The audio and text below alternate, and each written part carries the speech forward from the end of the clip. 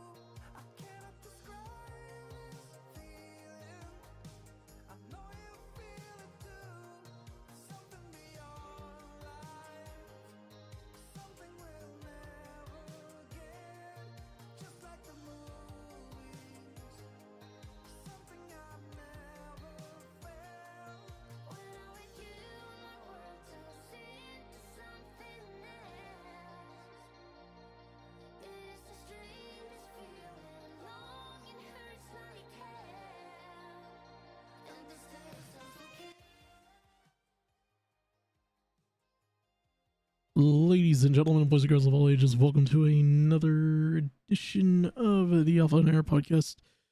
Coming to you live from the legendary, second legendary studio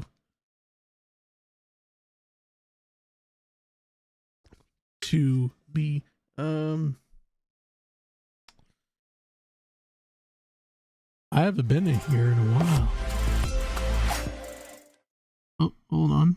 My webcam is not on here. Oh, yeah, that's right. I'm not streaming the game yet. Oh, what's going on, you guys? I am your host, the Alpha Russ. Actually, I should just show this real quickly. For those who don't know, I was gone for the weekend. Usually I would follow up, probably I was gonna do a whole bunch of live streams, but I just ended up just like I'll get back to the grind next week, because where I was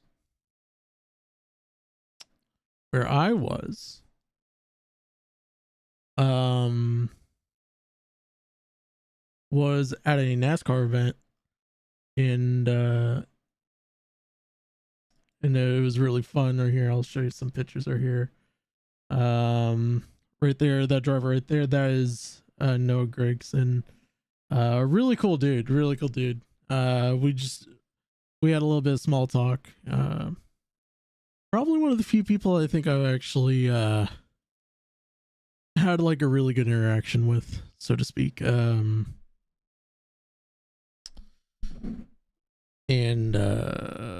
he's a very nice guy. He saw that I was wearing the clothes I was wearing. It was Bubba Wallace, because I like all the other drivers. I like everyone. Like there's a couple that I'm like, they could do better, but I'm getting to that point where I'm like, I don't have a favorite, like a favorite anymore. I just have a whole bunch of favorites. Like I have Ross Chastain stuff. Like actually, I am wearing a Ross Chastain shirt here. I'll actually let me hold on.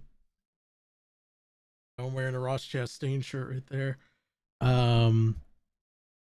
He is actually one of my favorite drivers.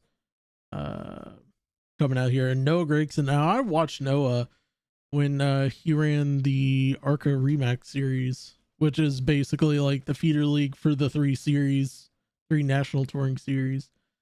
They did a really good job and all that. So let's see here. There you see Kenny Wallace right there, and his brother Rusty.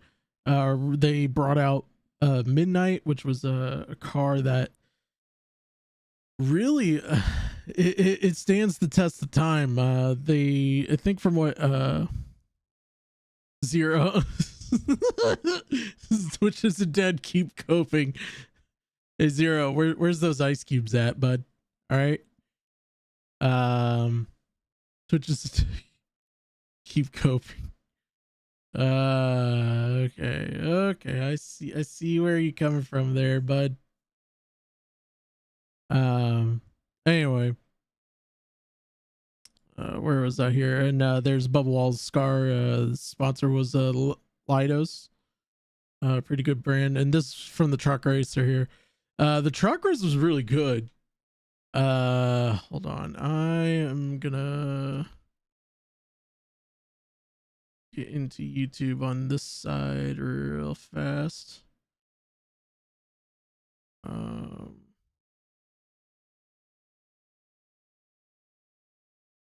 get into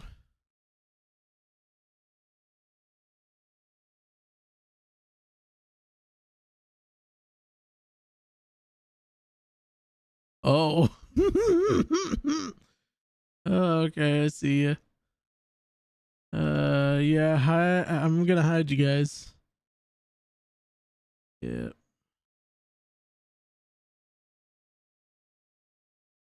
I'm waiting. There you go. Y'all can go. Y'all can go also mod as well. Let me see here. Just moderator. Standard moderator. There you go, Skelly. I made you a moderator in here. Let me get you in real quick. Anyway. Where was I? About this. So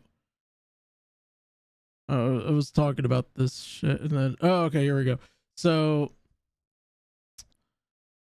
the truckers is really good. Everything as well. Hold on, let me share the screen share, and then let me drag in. What's up, Skelly? Yo. I'm just sharing some stuff from my weekend away. I was touching gravel, as I said. You're the first person I've only ever known to fucking admit watching what is it? NASCARs. Yeah. NASCAR's fun. Like if you get the right set of people to like watch, like you'll get to see some cool stuff. So So Sunday comes. Now they schedule the race for 3:00, right? They stop the race 5 laps in. Like we already did invocation, national anthem, the flyby, gentlemen start your engines, and we go 5 laps into this, and all of a sudden it's just like red flag. So red flag means nobody does anything, nobody does a thing to the cars, anything like that, till further notice. So they're like, okay, what's going on? So they said that there was lightning in the area. Now obviously that makes sense because these are metal cars. They don't have a lot of conductive or unconductive material in between the drivers and everything like that. That makes sense. So while they were waiting on the weather delay to be lifted so all the drivers could go up the cars, like and this is why I like going to this racetrack, because like some of these people are crazy, some of these kids are savages, but for the right reasons. First, like everyone tries to start a wave, and it's just like the both sides of the stands were like having the same idea, so it looked like a tidal wave whenever people were just like doing the wave at the same time. And then a kid brought a football. Oh no. Yeah, Oh, a kid brought a football already. and this is what happened. This is what happened here. Hold on. So this is the first person that threw the ball was Bubba Wallace's I think right tire I think it's front tire changer. I know his name, I just can't remember on top of my head, but he throws it.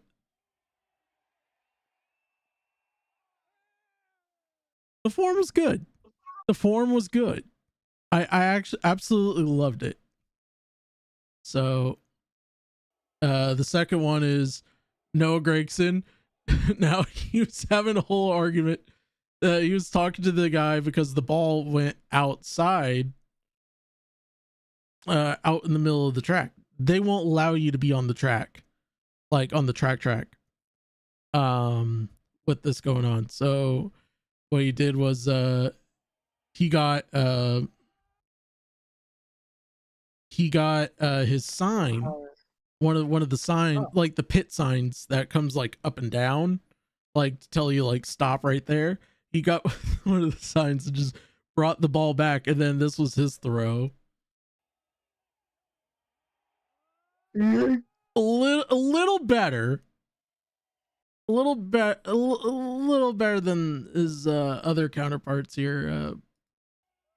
Now that is trying to think of his name. He drove in the truck race, but he got the ball, and he was like, all right, I'm gonna give it a try. And so he's standing in pit lane. Oh, it barely. He's a small dude. He's like 5. He's like 5'6", 5'6", something like that. And oh, hold on. That's all right. So there, and then one of the wrecks at the end of the night. Now Jeff Huffman of Shot from the Point fame is somewhere in these stands, and he texted me during the delay. I didn't get to see it because halfway through the internet goes out at the track and everyone was using it, but something off off the radar, something that we didn't see happening at the racetrack. Cut off all the Wi-Fi and everything to it. Like all the race car drivers are using it. Everything, every one of those drivers are using it. Like the pit crews and everything to get data and everything, all down for like 30 minutes. So that's included with the lightning delays, all that. So one of them, if I remember correctly, it was one of the cars got caught up with another car. Got clipped, and then he hit the wall so hard that it actually made a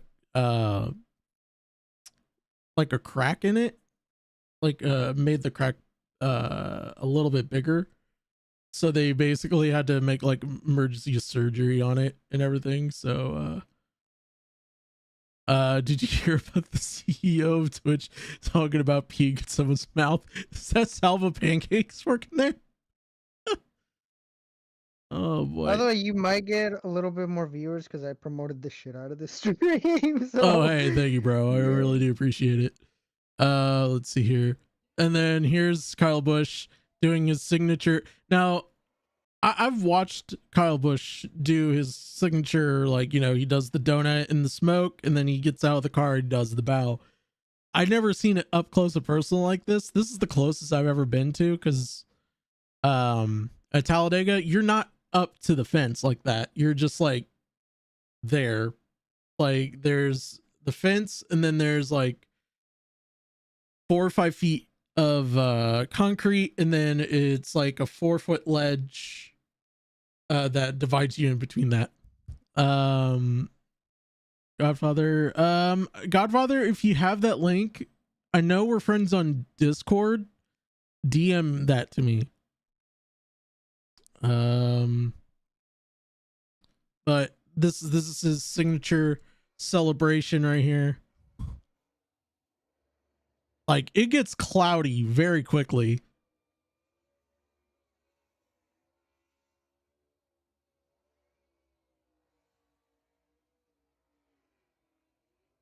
Like, these new tires that they're running on, they're really freaking incredible. Burning rubber is fun. Yeah. They say that fucking, what is it, that oil is polluting? Nah, fuck that. It's fucking rubber. Oh, there it is right there. He's like, yeah, he did the bow and everything like that. But that was fun. That was fun. Okay, you got the Dexterito thing. Okay. So today I was scrolling through Twitter, and oh man, I found out about this.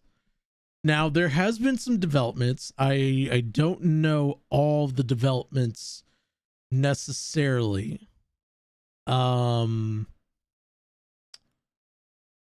I will play that at the end because it looks like it's one of those type of clips, Godfather, that is actually gonna be pretty funny.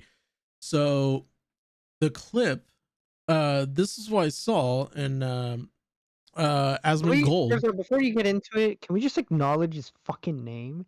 Zach Boozy. The Zach Boozy. Hey, look, it's Pride Month. We do things differently here, okay? On Pride Month, okay? We embrace the bussy, okay? But the guy is not gay though. Like I said, we embrace the bussy because he's giving us news. All right. All right. Let's get. All right. So he says, so Twitch has brand new content guidelines. On-stream logos are limited to 3% of the screen size. Burn-in video ads are not allowed. Burn-in display ads are not allowed, and burn-in audio ads are not allowed. So this is what they sent. I'll have to pull up the tweet here in a minute, but so this is like their example of what they would consider more advertiser friendly, rather than just like being abundantly clear about it. So like this is formats permitted with limitations.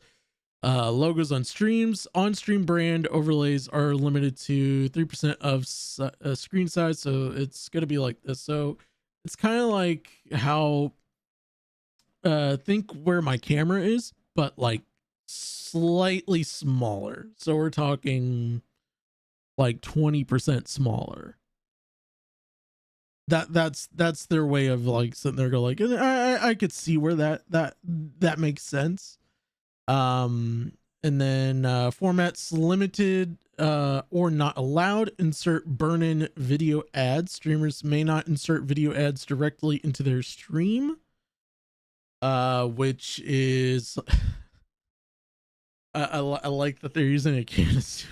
It's fucking oh boy, Twitch, you're gonna kill me one of these days. You already kill me for a lot of things.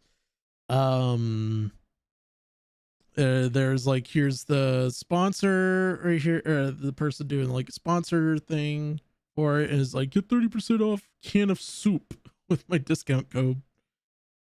That I mean, I could see where that's an issue. Like, rip, computer died, lol. Sorry, Skull Talks. If you get back on your phone, just let me know. I'll try again.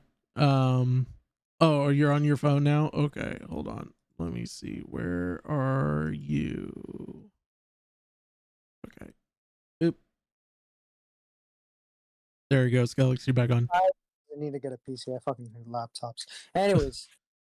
But yeah, I could see why they don't want that, but at the same time, we should be able to advertise what we want on there, especially if it's giving us more of a profit. Get a 4090 like me, you won't die, lol. Godfather, look, I have a job and I still can't afford that. I had to make some down payments on that shit. Real talk. No, like, I don't think, like, honestly, it's so stupid. Like, they trying to limit like how much money, because already like Twitch takes like 30%, and sometimes even 40% for some other like smaller. I know they take like, more with the bits, because if it comes, so it's kind of similar to what Streamlabs used to do, when like you had $100, especially if you're an affiliate. If you were an affiliate, you would have to give, like, I think it was 50% of your donations to really them. now. I think this was really early in the affiliate age. It went down to 40 like a couple months before I left to go stream on D Live. Spoiler alert, I might be streaming more on D Live now. And I can remember everyone sitting there go like, oh, you should come back to Twitch. It's better now. No, it's not. No. Especially after what I just found out earlier today. I just got it 2 weeks ago. Got a new case. The next month is Mobo, and okay, Mazel Tov. Godfather, just remember, don't do what I do. I heard someone do. And don't try to build your computer on a carpet with socks on. Amen. All right. Well, what happened? Fucking great idea. Because that's how explosions work. All right, let's see here. So formats limited and not allowed. So streamers may not insert display or banner ads directly into their streams. Insert burn-in audio ads. Streamers may not insert audio ads directly into their streams. So like what if you've done media, it would be called a lower third, or in some for the other picture right there, it's the audio ads.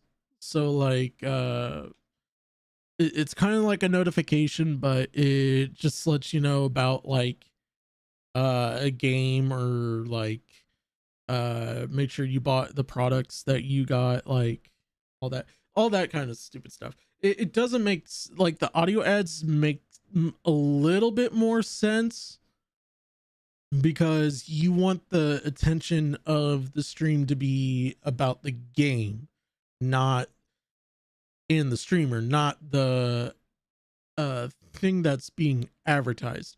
Now, I will say this, and I'm gonna scroll back to this one. That makes more sense. I do agree on that.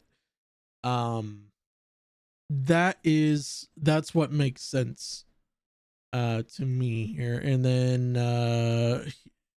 he goes on to continue, says what is allowed: channel panel ads, products in the background of your stream, links in chat, discussing and unboxing products, playing sponsored games.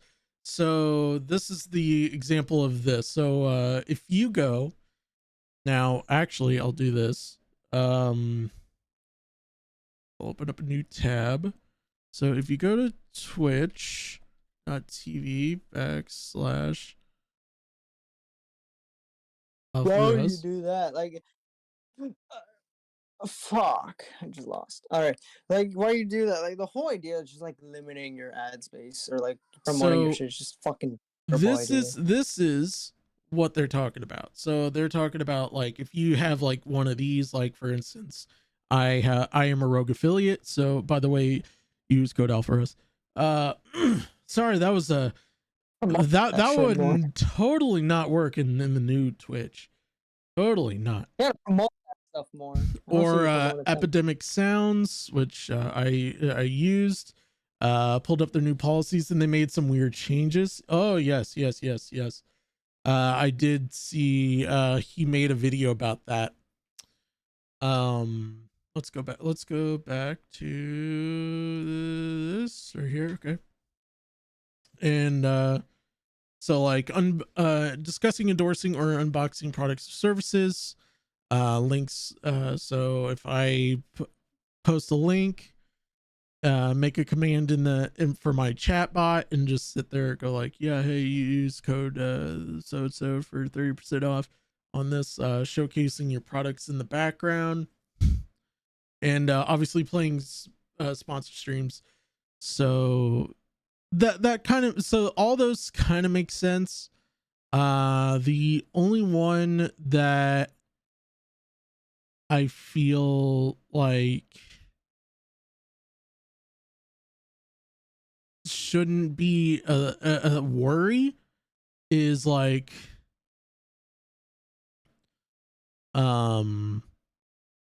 discussing, endorsing, or unboxing products or services. Now, if it's gaming specific, like your Magic the Gathering, Yu-Gi-Oh, what's another one I'm not thinking about right now, like baseball cards, basketball cards, hockey cards, like all those should be fine.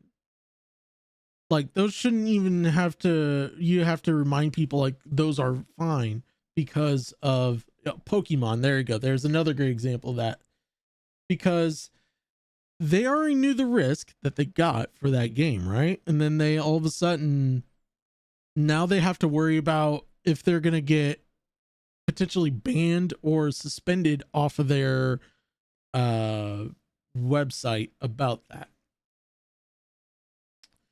So it's dumb that like I said, like Twitch is already strict as it is, and so like what, you're gonna punish us for like promoting more of our stuff when you're taking more money? It's such a like, I don't know, I don't see it like being like a really, it's just honestly Twitch just being greedy or just being uncharitable to their fucking loyal streamers. Let's see here. Where's Asmongold? Because I know he said something today about this. Asmongold. Let's see here. Okay, here it is. I just pulled it off on another thing here. See, you know it's bad, right? when Asmongold says something, because and I'm gonna get to what Asmongold said in here in just a moment, but as we go on into this, and also here's a list of things you cannot do branded content for. And so they said, we do not allow promotions of products, services prohibited by the community guidelines, such as hateful products or services. Such products as promote hateful stereotypes or offensive including slurs. Well, looks like there's going to be none of the Twitch big streamers do any of that because they'll get banned for talking about stuff like that. So well, I'm sorry, stupid. Tyrone, the birth controller. Looks like you won't be able to advertise your N-word cards. Well, nobody likes him anyway, so anyways. The audacity.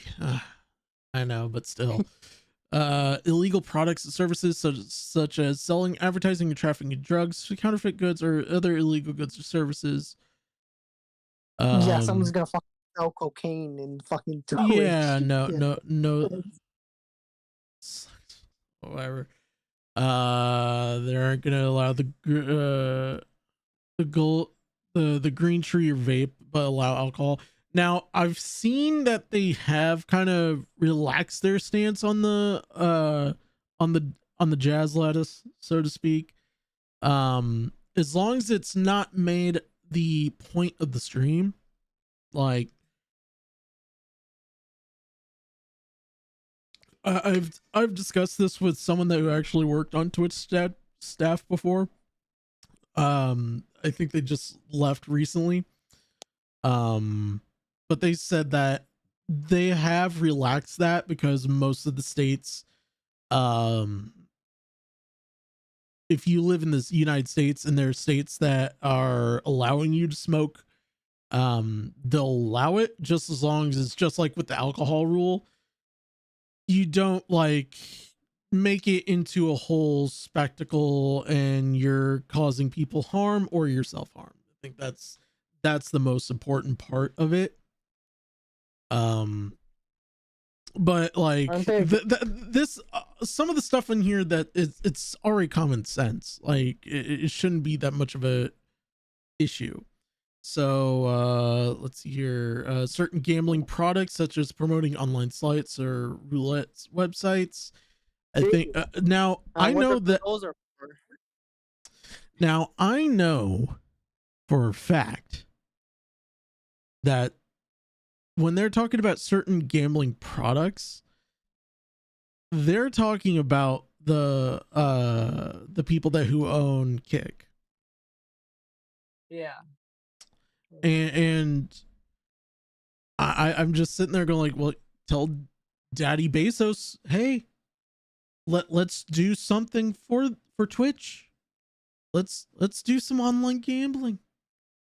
Obviously you got to have a window that says like, you know, you have to be 21 or older or whatever the whatever state has that. My state has 21. I think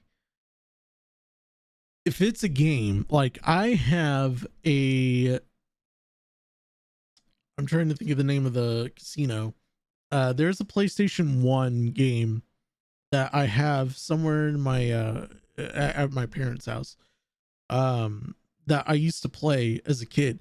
I used to beat the living crap out of people in terms of playing blackjack because I would know what exactly to do. I played Texas Hold'em one time with my grandfather because he was trying to teach me how to play it, and he had I think it was ace high and I had a royal flush. I went all in on it and he was stunned because I played it so coy. Usually I don't, but I played it so coy because I knew how much royal flush was gonna get me.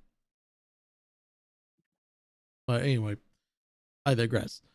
Unauthorized sharing of private information. So basically, don't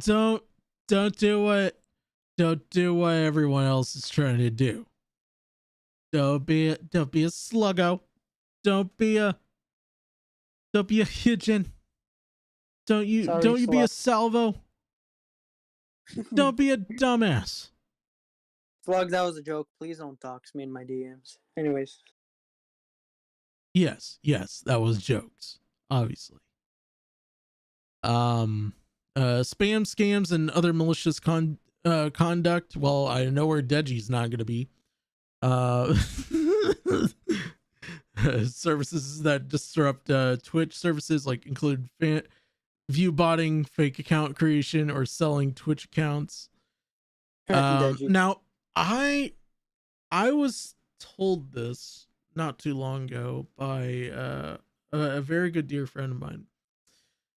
He had a 3K channel that was recently hacked, and it was under 2-factor authentication, everything like that.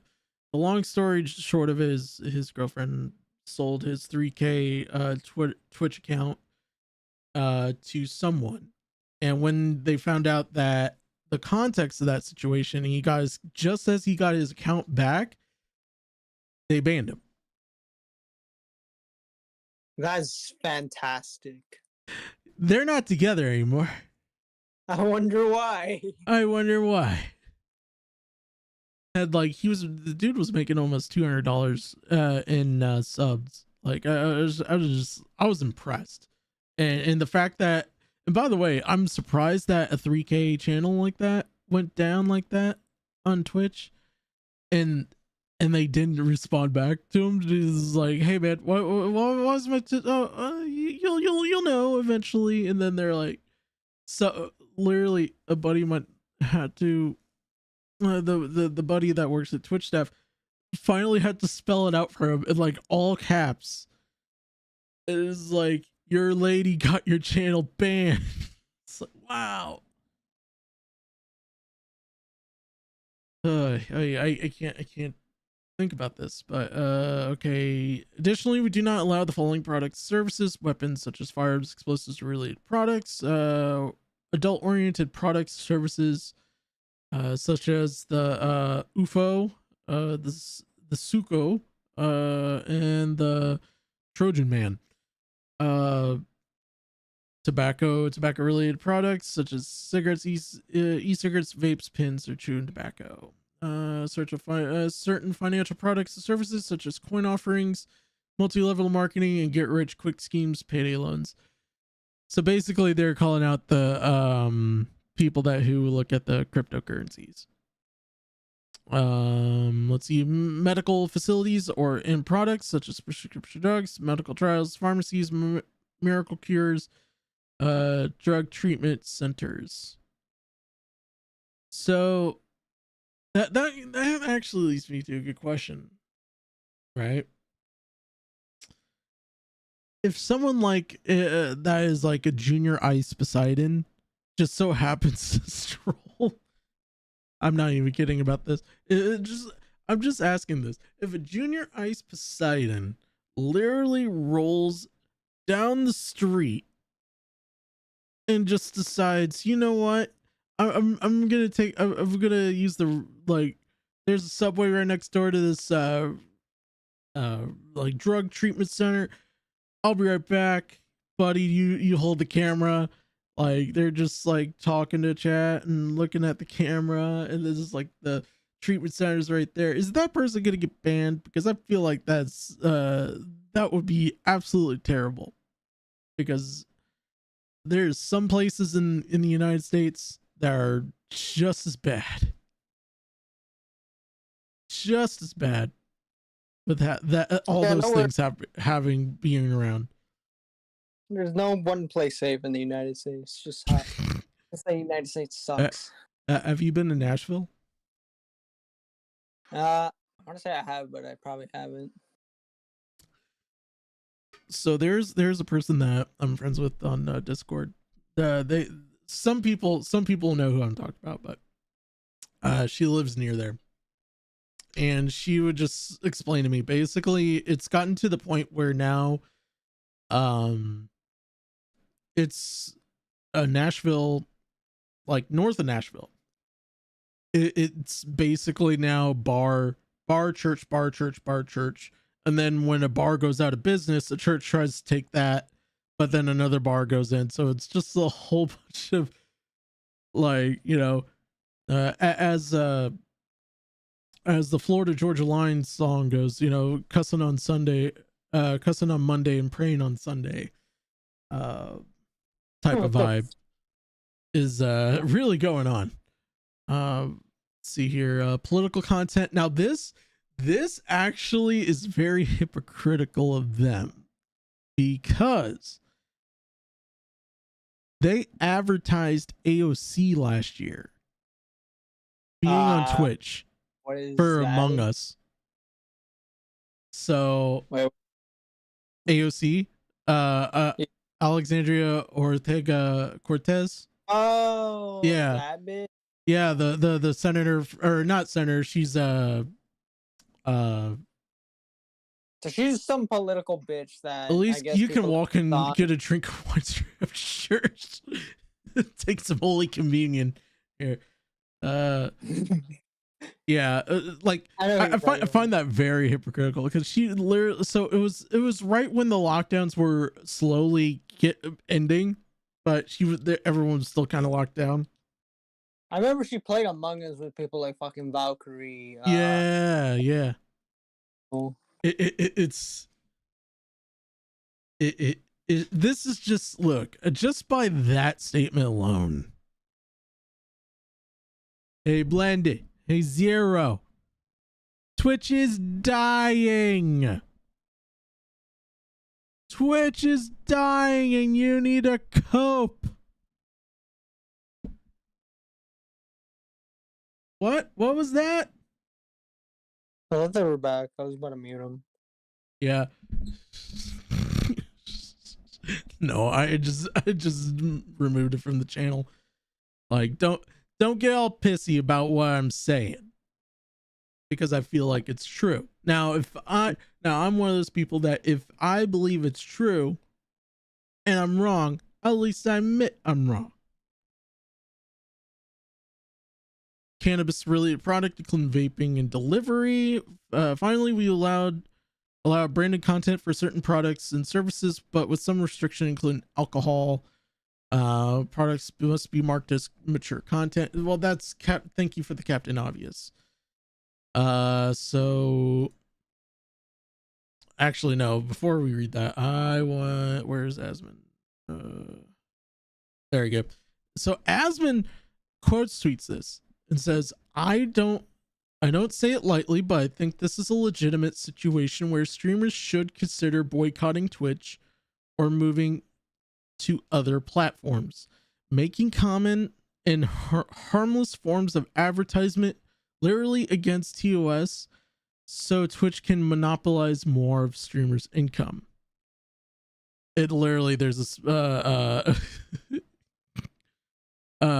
apparently this is a streaming platform that apparently pays you to stream. So, I mean, if you have the money, if you want to go stream to, I don't even know how many people there are over there. The question of the day: if you're vaping on stream, can you get banned? So there's a couple of loopholes that they say that you can get away with that. If you blur like where you're sitting at, and it's so blurred enough that you can't really guess what the streamer's doing. If like they're on a green screen and they're just sitting there hanging out, and then they decide, you know what, I'm gonna toke it up with Jesus at Mock Jesus, hey, why not? And they hit their button to blur where they're sitting at, and they're fine. Okay, that's just a lot of work. You might as well just do it after or before stream. Yeah, there's some people that I know that will just literally go off camera and literally do it just so they could have an excuse to not get banned. Like, don't be afraid of it. Like, honestly, don't be afraid of it. I guess I should be. I guess yesterday was not the best time to announce my first 24-hour stream. There you go. There you go. So that's what Zach said, but then his company, the company that you started with, co-founded with, posted a message literally like, I think it was how many minutes? This is about 5 hours later, and said this. It says, "Dear Twitch, even so often, I don't blur. I've been vaping on camera for the past 6 years of Twitch. Oh Godfather, it looks like you might have to find a new home. Ever so often we find ourselves catching an unsolicited glimpse of our own reflection. Wait, is this the company that hid the sexual allegations with Miskiff? I think so. Yeah. OTK. Well, look. It was hot. Why the hell she blocked me? I was trying to support that chick. She's hot as fuck. Moving on. But anyway, this blunt collusion with reality serves as a brutal but necessary reminder that our existence, while beautiful at times, is temporal, and that the decisions we made yesteryear will inevitably catch up despite our best efforts to the contrary. Today, decisions have caught up quickly.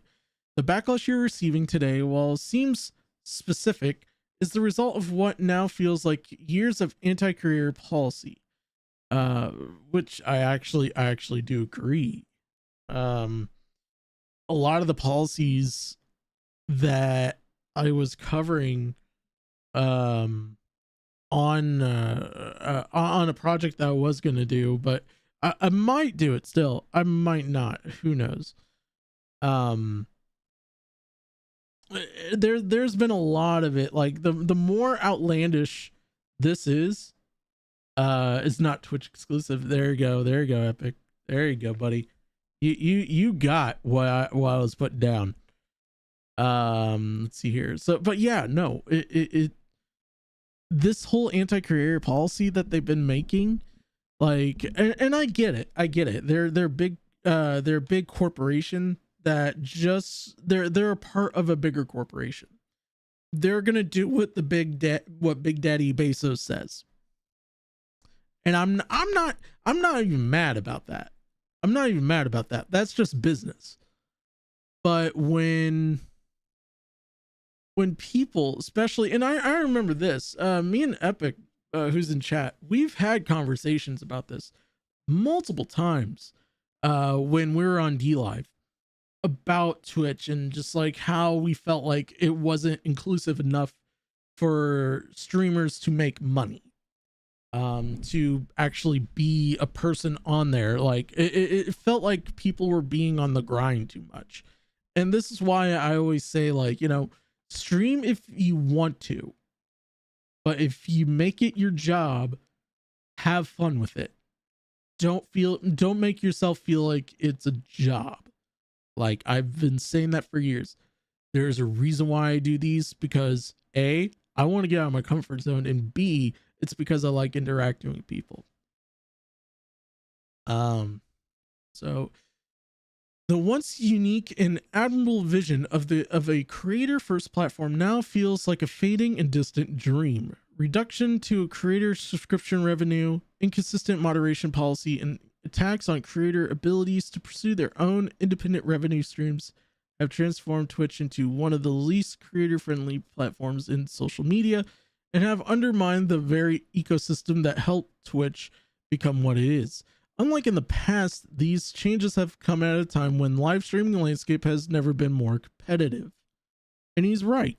And they're right. Actually, I should say they're right. I don't know who wrote this. It could be Adam, Eve, or Steve, that who wants to be known as Eve. All right, you know, we respect all the people in the spectrum. Do we really though? You were telling me something different in the DMs. No, I'm kidding. Skelly, Jesus. But make no mistakes, the days of Twitch holding sway over live streamings are coming to an end. Insurgent platforms are on the rise. Short form content has seized Gen Z market shares, and for the first time, the very careers that elevate your platform are building your largest, most threatening competitors. If Twitch continues to erode the autonomy and the livelihoods of millions of streamers who call their service home, you'll have to watch as those streamers pack up and take their talents to the platform that put them first.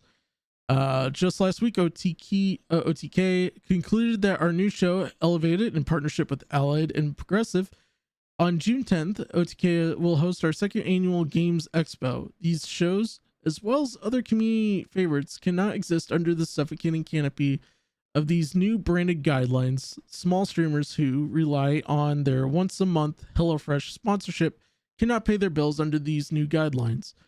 And the aspiring creators who have yet to press the go live button cannot do in so confidence under these new guidelines. Simply put, the new branded guidelines and the philosophy behind them need to change.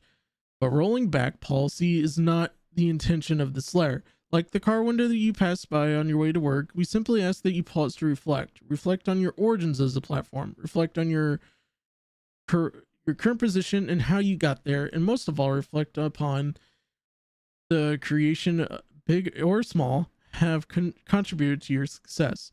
Hopefully a new direction emerges from this reflection.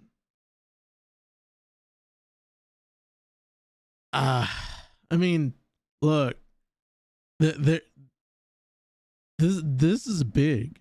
Like, this is big. Like, I know. Oh, it's sorry. Coming from these. No, I hate. No, sorry. I was just gonna say, like, I hate the fact it's coming from these people. Like, of all, like OTK, I fucking can't stand the people over there. Just why? Why do they have to make? Well, such it wasn't really ultimately all of OTK. It was just those certain people, in terms of the Miskiff and Emeru thing. But, like, I do agree with this message in a whole bunch of layers here, but the biggest layer right here is they're really calling Twitch out on their bluff that they're the only platform being around. Make no mistake, the days of Twitch holding sway over live streaming are coming to an end. Pretty much, yeah. Like right now, you look at where we're at. Like, we're on Twitch. We're not on Twitch. We're on YouTube. And YouTube is just getting better and better with their live streaming terms of services and everything like that in between. Granted, there's some hiccups here and there with that, but that comes with the territory. Kick is actually doing wonderful numbers from what I've been seeing now, because people are actually kind of mellowing out a little bit in terms of like the gaming portion of it. The IRL streams, let me put it this way, folks. Okay, I've been doing live streams for over 7-8 years now. I never seen before on a website that if it's a mature stream that you have to put your age in, or like your birth of date. There you go. Just so you could access seeing girls literally just twerking their stuff, like with just nothing on. Slug, why are you still sneaky? Why are you still a little guy, sir? Why are you so fat? No, I'm kidding.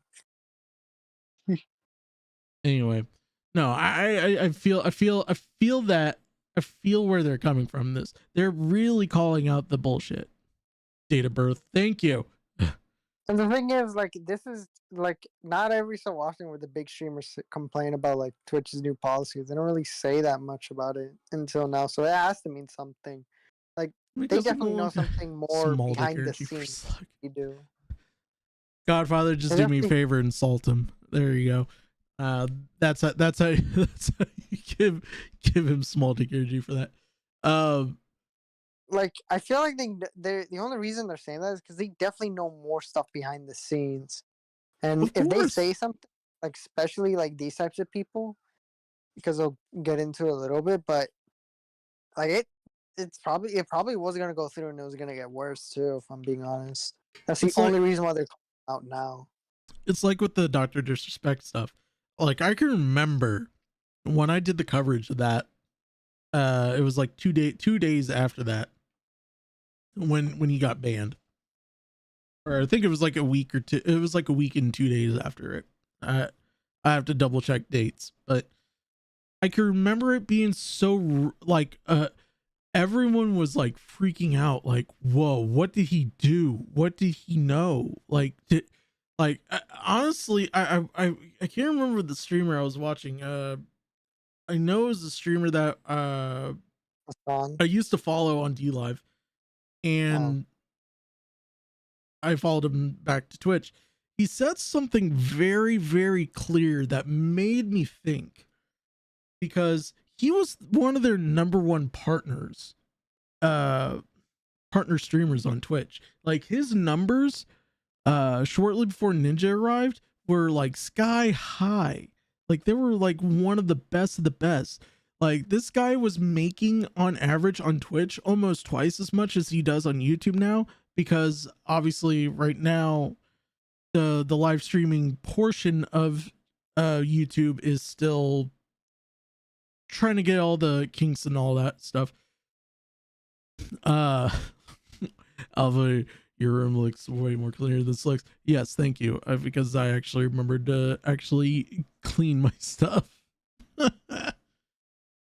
But I can remember him saying like something along the lines of, when you become one of the top 1% and you try to wedge your way into it, into the 0.5 percenters, which he was a 0.5 percenter. When you seen someone like that,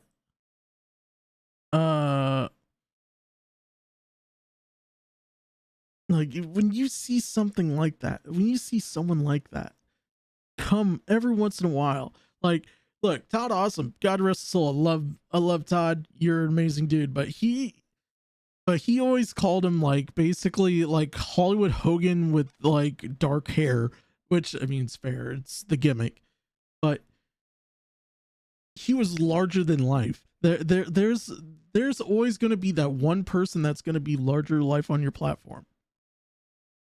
And you know what? They tried to do it with Ninja on Mixer, and look where Mixer is at. But YouTube, they merged with Facebook, didn't they? No.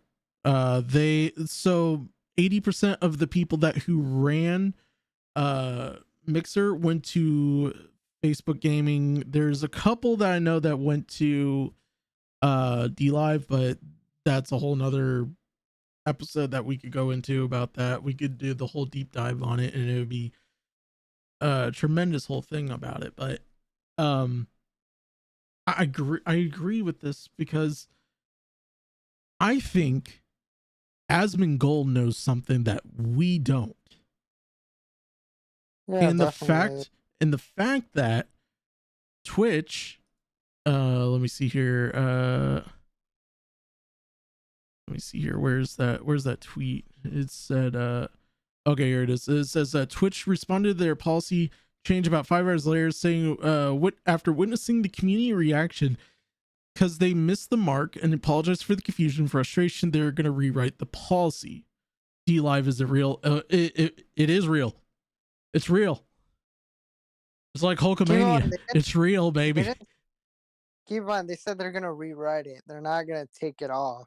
So they're going to come back with. So this is what they said. They said, today's brand content policy update was overly broad. This created confusion and frustration, and we apologize for that.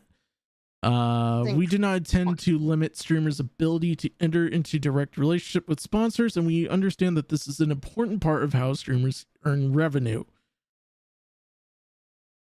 We want to clarify that our existing ads policies was intended to prohibit third-party ad networks from selling burned-in videos and display ads at Twitch, which is consistent with other services. We missed the mark with the policy language and will rewrite the guidelines to be clear. Thank you for sharing your concerns, and we appreciate the feedback. we'll notify the community once we have the updated language. It's not gonna get updated. I'm like, sorry. The fact that they're still gonna go through with it, just possibly something This is as much dead air. This is the equivalent of Tonka Saul trying to apologize to Ethan Ralph for not showing up to the fight. Like, this is the equivalent of it. Like, hey, we saw that you guys got mad about it. My bad. Like, you guys can't be fucking serious. You guys are gonna lose all these big streamers. Like Asmongold, I don't know what I could guesstimate, like how much money he brings in. He could probably bring in like almost 2/3 of what like Dr. Disrespect and Ninja make. And Ninja's on a hybrid contract.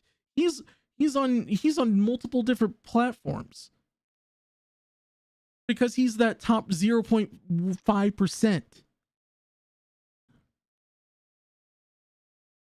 People like XQC, other big streamers, like, you know, and here's the thing too. Let's not kid ourselves here, all right? We all fucking know Twitch is like, they give them more fucking, what do you want to call it? Leeway. They give them more benefits that nobody talks about. We all know it, but they just don't talk about it, all right? Why do you think so many Twitch streamers get away with the most nastiest shit ever and Twitch does nothing? They don't step in. Like Leafy. Leafy got banned off of Twitch for what? He didn't break any TOS. All he did was go after Pokemon. But yet someone like fucking Miskiv or fucking Hassan, all the political shit he said, these other Twitch streamers have all done scummy shit if you look into their past. But yet they're still on Twitch. And so if it's that fucking bad behind the scenes and they're willing to leave like their benefits, because let's be honest, like they get away with so much stuff. It has to be that bad behind the scenes to give that up. Because I'm gonna tell you this right now. Once these little fucking losers, like especially Miskiv, who said that he's leaving, he's going to Rumble, right? He said he might join Rumble or he's offered a contract. I mean, from my understanding, he was given multiple offers. So there is a third live streaming competitor. I'm trying to remember the name of it, but I think it might be Trovo. I could be wrong because Trovo needs someone desperately, because like I'm just gonna say it right now. The fact that DLive recently got Snoop Dogg to do a whole do a series of live streams on their platform. Granted, it's with a gambling company, and DLive doesn't really, as far as I'm aware of, doesn't have a really big policy about gambling, unless it's I think, if I remember correctly, I haven't seen the TOS in recent memory, but what the last time I streamed out there, which was like around this time last year, basically what it was you, as long as you have a thing on your screen at all times that says like, hey, this is a sponsored ad, I do not condone, it's like this is for 18 plus only. It has to be non-rated, which is basically like their X tag. So it's like mature audience only, which most of the kids lie about that. Let's be real. I'm not gonna pussyfoot around that. And that's it. Pretty much that's it. You're basically showing gambling to kids on the site. Now, with obviously Kick being owned by a gambling site, like I'm not gonna sit there and shame and wag the finger at them. That's their whole base platform. Like there's gonna be people. I use this as an analogy. I say this: the people who watch people gamble are just as addicted, if not more, than the people who are actually playing it on stream.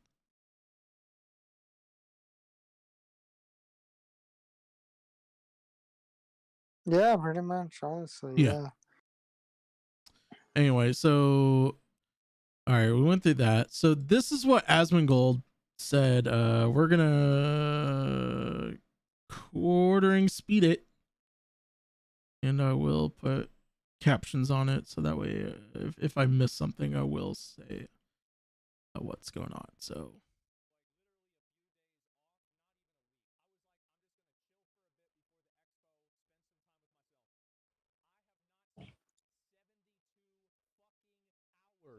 off of this goddamn platform making content. Blizzard fucks barbarians. Like, I'm not even talking about one nerf, it was like 7. what the fuck? I don't even know what game. All I know is just, all I hear is the Skyrim theme, and I'm just like, oh no, he's about to go into a rant of hell, fire and brimstones. Let's see here. Because I'm playing Skyrim right now. Telepathy, like, to kill their own website. I'm losing my fucking mind, and I'm laying in. Oh, okay. So this is the whole part of it. Okay, it's his way of introducing. For a bit before the expo, spend some time with myself. I have not spent 72 fucking hours off of this goddamn platform making content. Blizzard fucks barbarians. Like, I'm not even talking about one nerf, it was like 7. Then I wake up early. I didn't even want to wake up. It was like some fucking type of you were having a fever dream. That's what's happened. That's usually how it works. It's a fever dream and that's it, you know. It's just fucking hell. What's the word for it? Like some kind of crazy, like telekinesis, telepathy, like remote viewing, crazy magic shit. That I woke up at the exact moment that Twitch decided to kill their own website. I'm losing my fucking mind, and I'm laying in bed getting mad. Like, you guys ever read Twitter in bed and get mad about it? Well, that was me. Yeah, I did. When they decided to suspend Chase Elliott for a week over fucking J-Hook. There you go. That's pretty much what it's come down to. No, I remember I've had the exact same thing when they announced like, hey, everything's going into lockdown.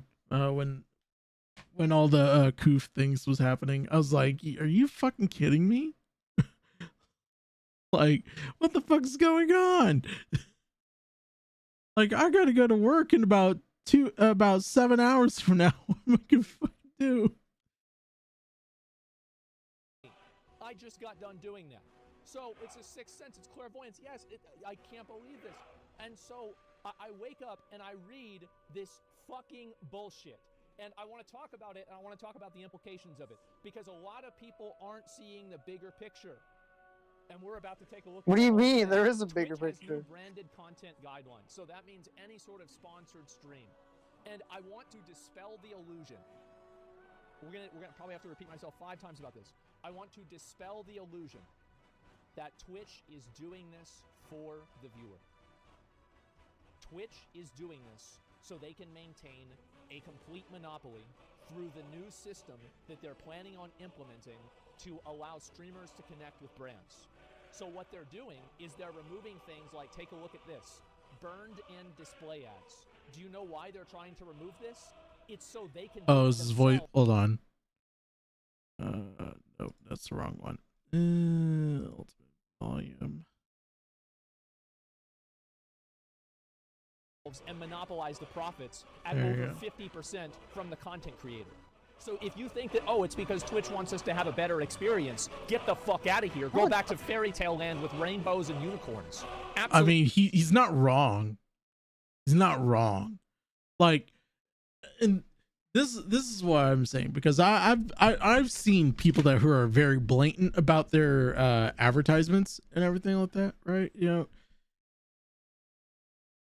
it's practically plagued all over their screen. It looks like basically like a bukkake of sponsor ads. It just says 10% off on this. You know, I get it. Like I could see why that triggers him. But at the same time, don't knock the hustle. Like, don't hate the player, hate the game. Like, and apparently the game is changing now on Twitch. Now, as far as I'm aware, the YouTube policies are sort of similar, but it's much more relaxed.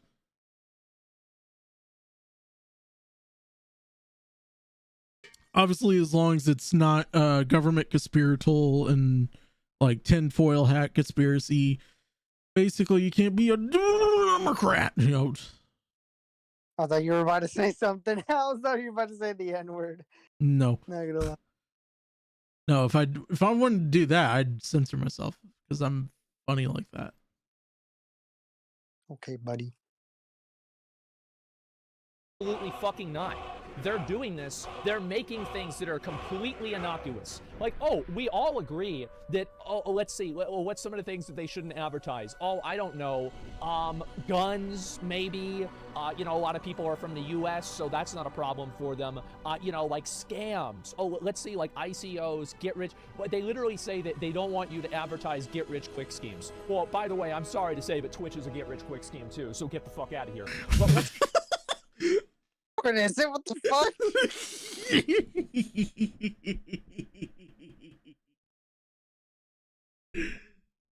I didn't think about that till now. Aspen Gold just saved me a whole lifetime of brain aneurysms of amazement. Thanks, Zach. Aspen Gold, you just saved me the talk of the hour right there. You just said it right there. Twitch is a get rich quick scheme too. Not really. No, I mean to like I said, to the 5%ers, or I mean, and I'm sorry, this is kind of the truth here. The people that who you know lift up the memories. Look, this is facts. Like, I'm all for showing what your mama gave you. That's my thing. But you know, show it for good, not evil. All right.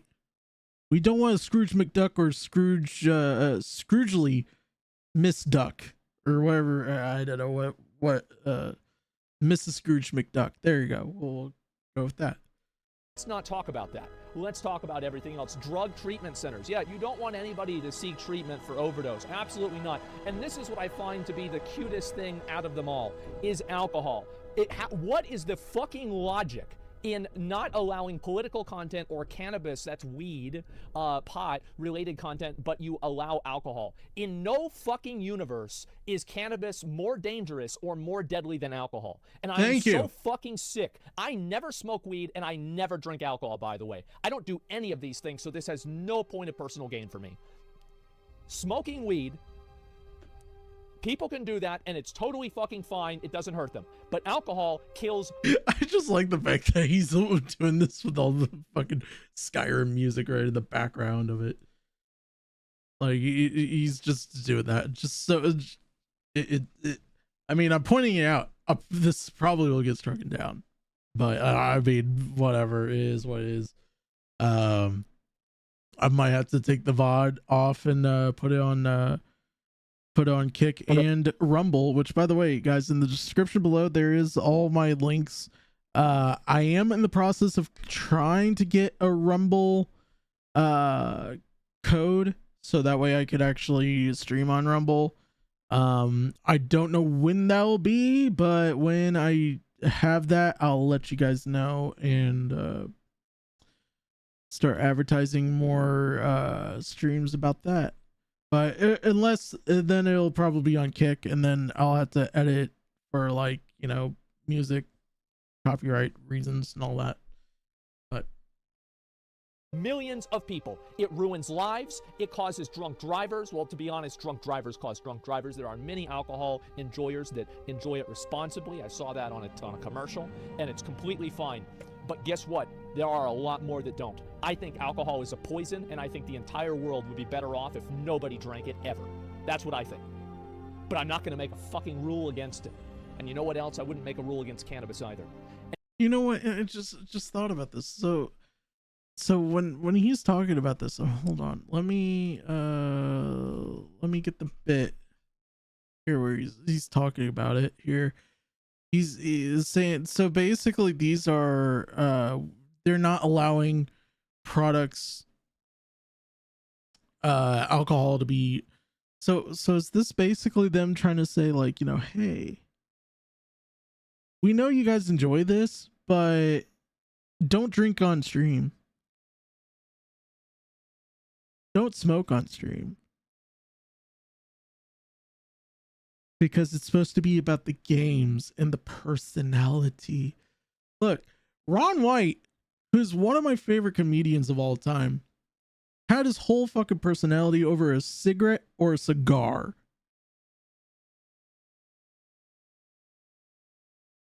And always had a bottle of scotch with him.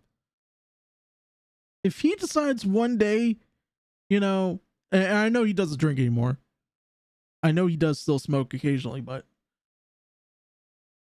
if he decides, hey, I want to try this Twitch stuff, you mean to tell me that he's basically a one and done?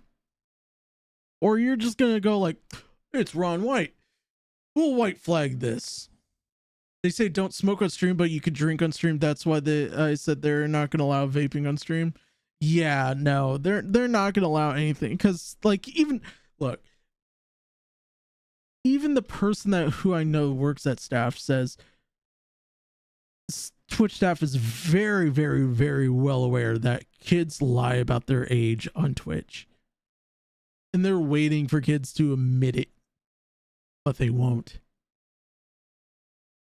It's because they use their parents' name and they use their birthdays so they can watch mature streams, like their Call of Duty streams and all that. And I'm sitting there going like, why don't you fucking parent your fucking kids and don't let them watch mature rated games? Now, when I was 13, I played my first mature rated game.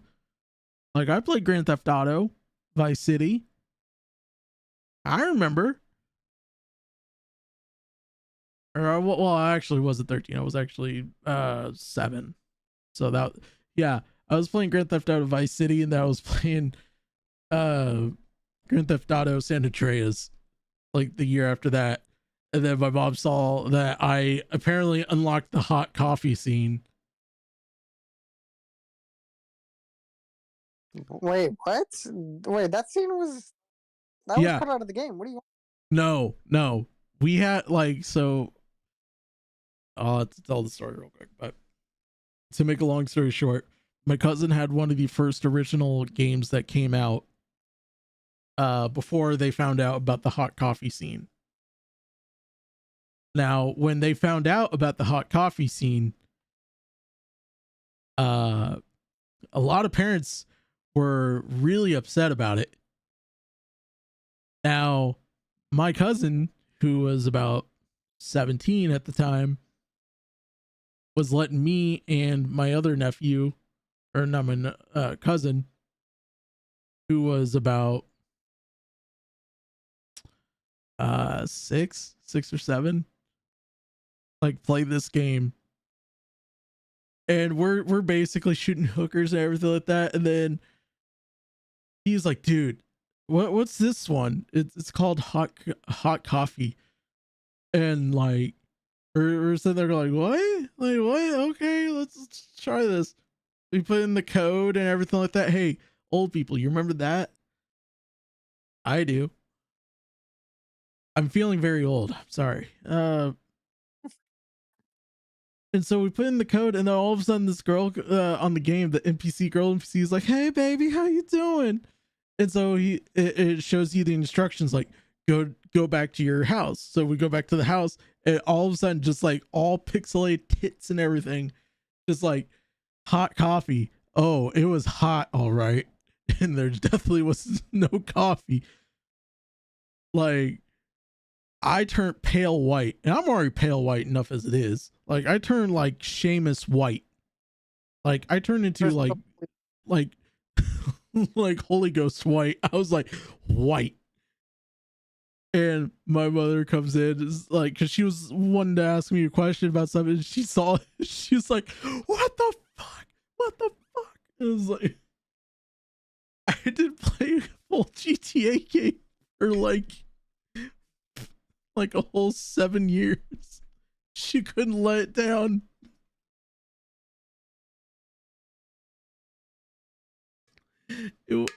I didn't even play one until I played Grand Theft Auto 4.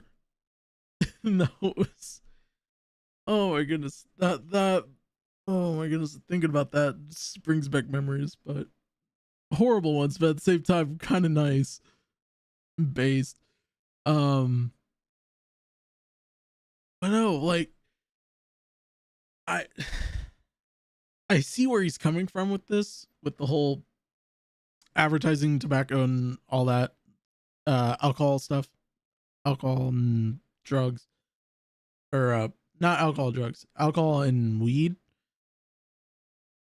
I think if there is some form of limitation, I don't see it as a big issue. And you know what's so fucking disgusting? Because you can easily say that the reason why they're doing this is to be compliant with legal reasons, right? Of course. But what about political content? What about drug treatment centers? What the fuck are we talking about here? In what? Yeah, that's the big hit. Like the political one's more hypocritical than the like drugs treatment centers thing.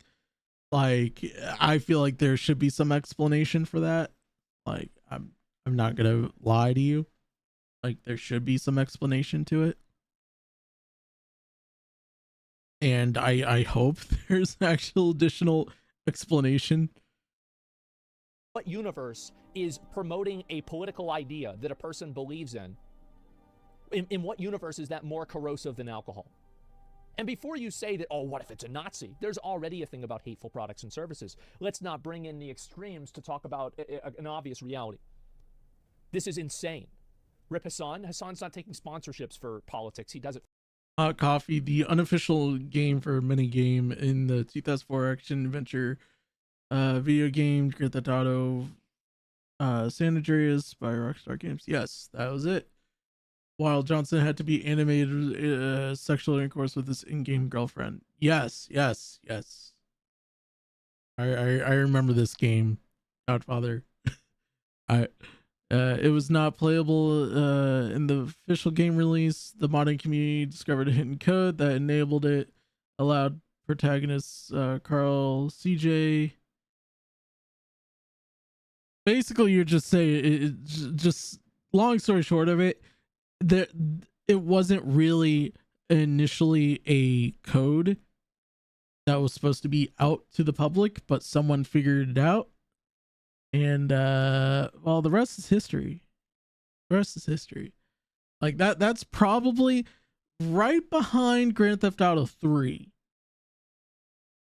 Maybe Vice City in some regards is like the most controversial game of the Grand Theft Auto, at least in the pre like sandbox era. But yeah, for free, okay? So this is not Rip Hassan. Think about this for more than 5 minutes. So anyway, it's not helping anybody. Like, and this is a thing, again, this is why I had to go live, because I see people saying, haha, Rip Hassan. No, it's not. It's not going to do anything to him.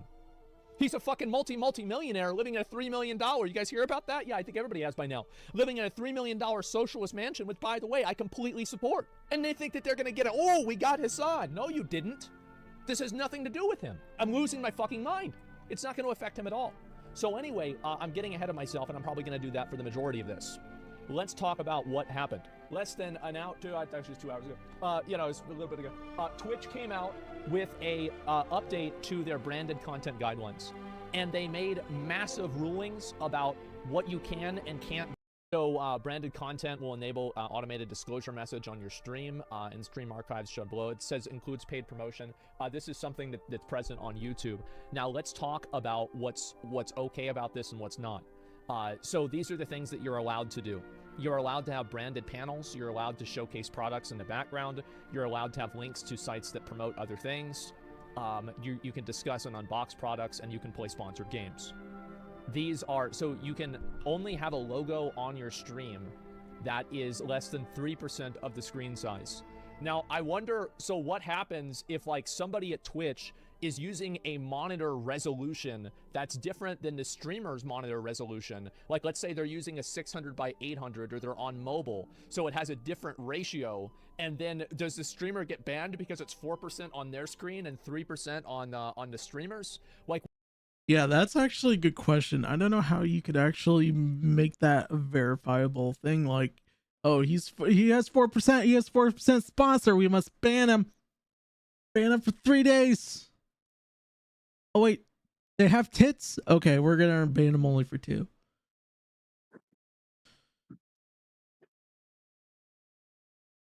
Like I just like this is so ridiculous. Like I can't even think about this.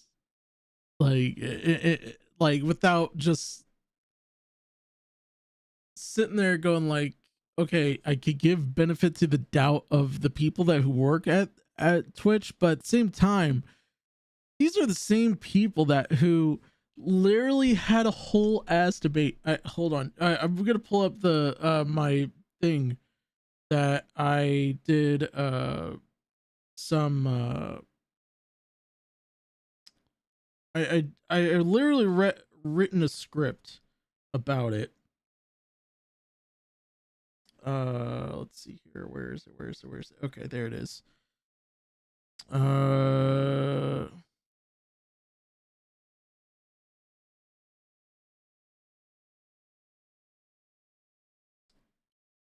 Let's see here. So in September 30th of 2020, there was an announcement that there was a paid service. Okay, that's not the one I was looking for. The whole like lore thing. Okay.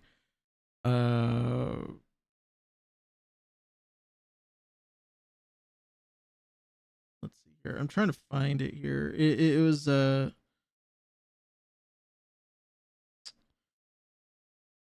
so they had this whole, I guess I deleted it off, but one of the controversies that came out of it was, of course, like racial slurs.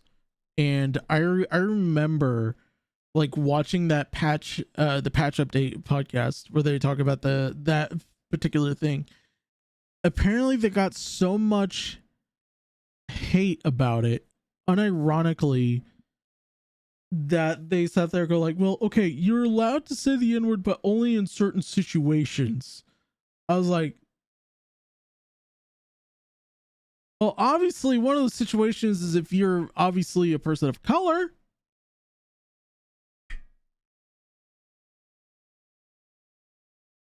Like, obviously if you're black, you're gonna say it. I'm not gonna say if this on a song. I know better. I ain't dying.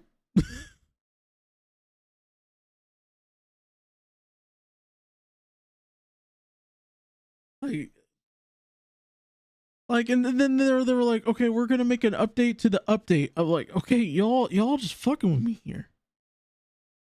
Y'all just fucking with me. Now they've done some other stuff, like the whole Dear Lady, who talked about like how like voice chats are what, hold on, there was a whole quote I actually talked about here.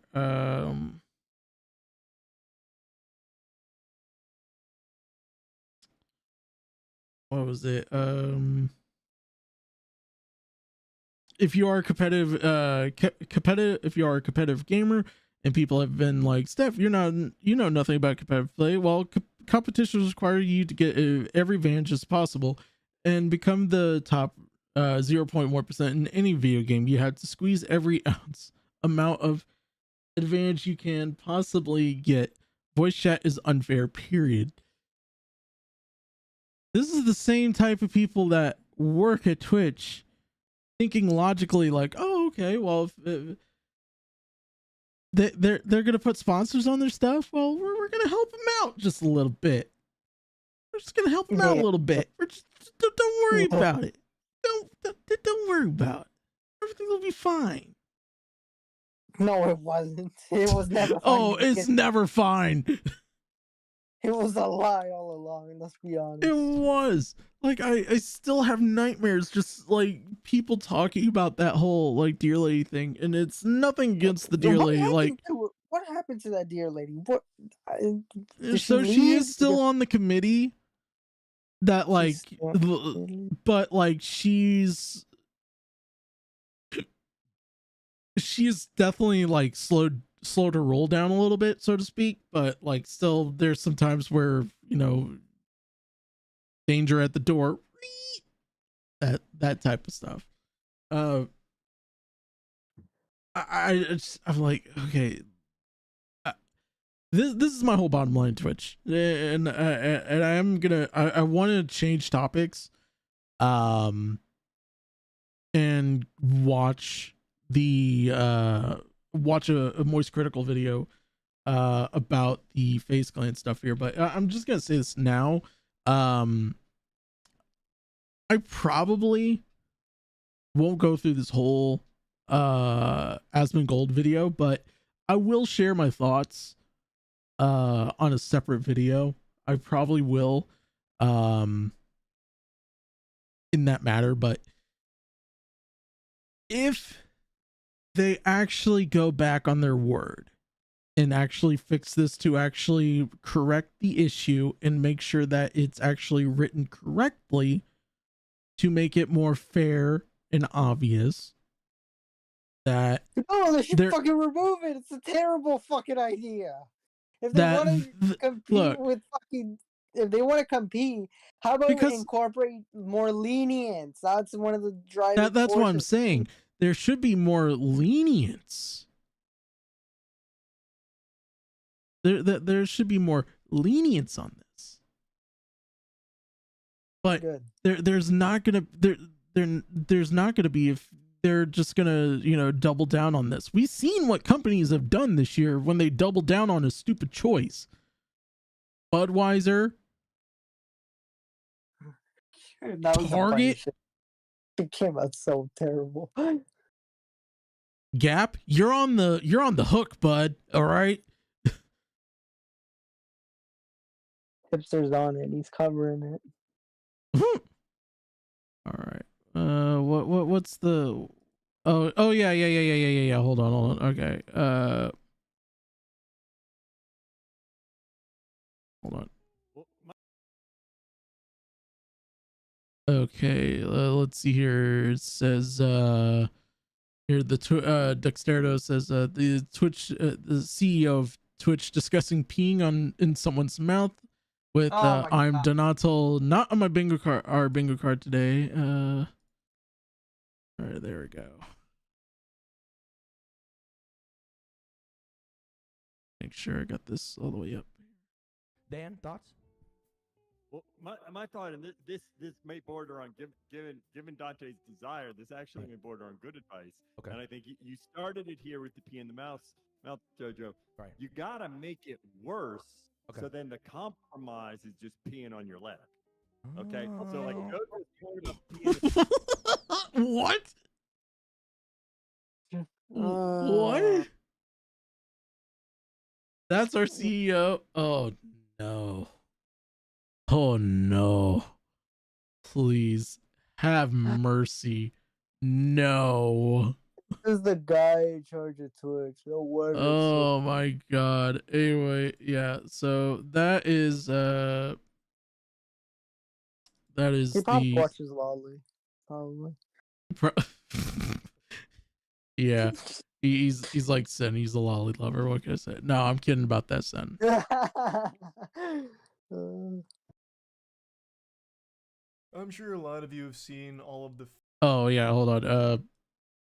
I should give kind of context what's going on. So there is, so for the last 2.5 weeks, I could actually say this. It's been almost 2.5 weeks, in my mind. I've been hearing small rumblings of this for a while. So, and I can't remember the actor's name, but FaZe Clan, who is basically the OGs of OGs of esports competition. Like, without FaZe Clan, I honestly can like firmly say there wouldn't be much of an esports scene right now.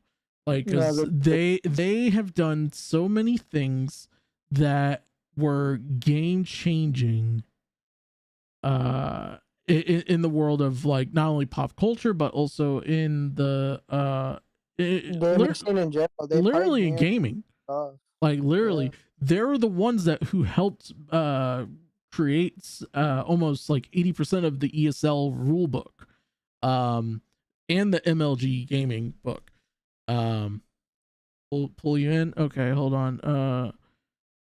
So Flatly, you're gonna probably tell me a little bit more about this, the girl here. So Flatly, you're on the air. Let's go. Lolly, the lolly lover. What's up? Twitch, No, I'm kidding. I'll kill you. Twitch is stupid. Twitch is stupid. Is dead. Yeah. Oh yeah. They're dead. Oh yeah. They shot themselves on the foot too much. I won. We won. What? How did you win? What the fuck did you do? Because I've been banned off Twitch so many different times. I've moved over to Kick, and I made an angry tweet that was saw by nobody 3 years ago, excuse me, where I said, Twitch's time is coming. And then I win. This is his Tommy C arc. To the 4 people that watch me on Twitch, wherever you are, I forgot your name. My buddy Gif was there. Mm-hmm. Shout out to my boy Avo. Not your average burrito. Not your average burrito. There was a guy that I played Rocket League with. The one dude, Big Who. I played Minecraft with him. It's a mutual friend of mine and Chris's, as well as Schwani. Twitch.tv/Schwani, guys, go follow. Which is no more. He's on Kick. We won. Today is a great day. All right, so we're just starting to talk about the FaZe Clan drama, and I know you've been following it for a while. You've been following it for a while. So I am so upset about this. I'm not even gonna lie. So like, so you probably know who the person is that I'm talking about. Like, so they invited. I'm basically kind of giving a long story short of history of FaZe Clan. So they went public. What was it, almost 4 or 5, 6 years ago, something like that. I'm not mistaken. Yeah. Wait, for stocks? Yeah, for stocks. Just last year. No, that was just last year. Okay. Yeah, but which I'm so glad I didn't invest, by the way. Yeah. Anyways, continue. So yeah, I'm so happy for you. And like a lot of the OG fellas have been getting a little heated about what their beloved, logo, their beloved brand, legacy, so to speak, what they sacrificed all their lifeblood in, or if you're Salvo Pancakes, all your piss life into it. And they invited this actress, I should say, who, mind you, doesn't play games. She's just an actress. That's not entirely true. She does play Valorant. But she does play Valorant. Not very good at it. Not very good. I mean, I'm not very good at Valorant either. But Hey, let me ask you this: is she a competitive player? OTK, let me know. She's not high. She's not highly ranked. All right. Boom. So it's not somebody. If she wasn't a part of Stranger Things, it's someone who shouldn't be in FaZe at all. Yeah. To be real. Yeah. FaZe is the upper echelon, the pinnacle of gamers, the top of the line quality for gamers. When you hear FaZe, you want to see the top dogs of the game, right? Yeah. Like, obviously, if you could go to any FaZe sniper active right now, go look at mm-hmm. FaZe Scope's last 7 videos. Mm-hmm. His sniping clips in those last 7 videos, everything is live com, by the way. Mm-hmm. He's talking to you, and he's also live streaming. He just takes his live com videos and cuts them up, makes it like a live cut com almost mm-hmm. from his Twitch streams. Who he says arguably my Twitch streams are really there for filler because he doesn't know what else to do with all that time. He knows people want to watch him play, but he's not necessarily talking all the time. So he says, this is his words, he's boring. I think he's entertaining because he's really fucking good at the game and he doesn't really talk at all. However, his videos on YouTube, he's always talking. He's cherry. He's letting you know how his day is going and stuff like this. But he's like, he'll tell you the one story he was talking about was he was had a some kind of woman spurg out on him because he was taking too long to decide what kind of I don't really, it was some weird like Karen moment he was talking about, and he was like looking in the camera getting super invested in it, right? And he's just shitting on, he was like 45-0 or something like that, just shitting on people in shipment with a sniper rifle, but casually like talking to the thing, and then people like they try to expose him, say, oh, he's faking it or whatnot, but he does all this live. Like, he's one of the best snipers like in the game. Mm-hmm. Right? Yeah. Like, that's what when I hear FaZe, I think of people like that. I think of Pamaj, right? Apex, Rain, even Scissors in Fortnite. Like, Scissors has a great personality, great Fortnite content, right? But he's not making any content. You know what I mean? Like, those are the kind of guys. Not like Nick Merckx, right? Mm-hmm. Who the fuck is Nick Merckx? He's a pedophile. That's such a weird hire. The allegedly. I don't know about that. All right. I'm kidding. He's not. now, okay. So I want to point this out because a lot of people were kind of like, well, what's so different about her being in this? Because a lot of people were pointing out OTK and a couple other brands have actually started inviting content creators to be on their platforms and all that. One of those, which Optic, a really good friend of mine who is on Optic's behind the scenes stuff now. I can't remember fucking name right now. I just had her name. She actually was a full-time content creator on there, and then she recently, because of her modeling stuff, she's now kind of moved into a behind the scenes role. So now she's helping them get like more gigs and more like sponsorships and everything like that for Optic, which is a big deal because there's been talks, especially in the Halo I don't know what the proper term I'm trying to figure out. So I know what you're saying here. Yeah. Like, they're getting all these like people who aren't associated with gaming and stuff like that because they've become more lifestyle brands, Mm-hmm. right? But if you look at what 100 Thieves has done, so I'll use this example. Nadeshot left Optic 6-7 years ago, right? Yes. That is when Optic went corporate, right? Same thing with FaZe. FaZe also went corporate. This is what people don't understand. These seedings take place almost a decade ago, 2015, 2016 almost, right? Mm-hmm. FaZe Clan, Tommy needed to go corporate because he could no longer do the day-to-day office operations with just him and Seabass. And Seabass is a really good talker. Seabass has a lot of business degrees, associates, CMA or whatever they're called. Mm-hmm. He's got all these things, and he's the one that's been hiring the people in office to work in-house for FaZe Clan, right? Mm-hmm. And it was a load off Tommy's shoulders. All he had to do was represent it now. He could go back to being, leading production and the big FaZe 5 and all this other stuff that he wants to do. Other than the day-to-day operations with running the team and everything like that. Same thing with like Rain and all them, because they all used to upload every single day and all this other kind of stuff. Mm-hmm. And that not Calabasas, the LA house before Calabasas and stuff like that. Before like they had that Clout house and the FaZe house and stuff like that.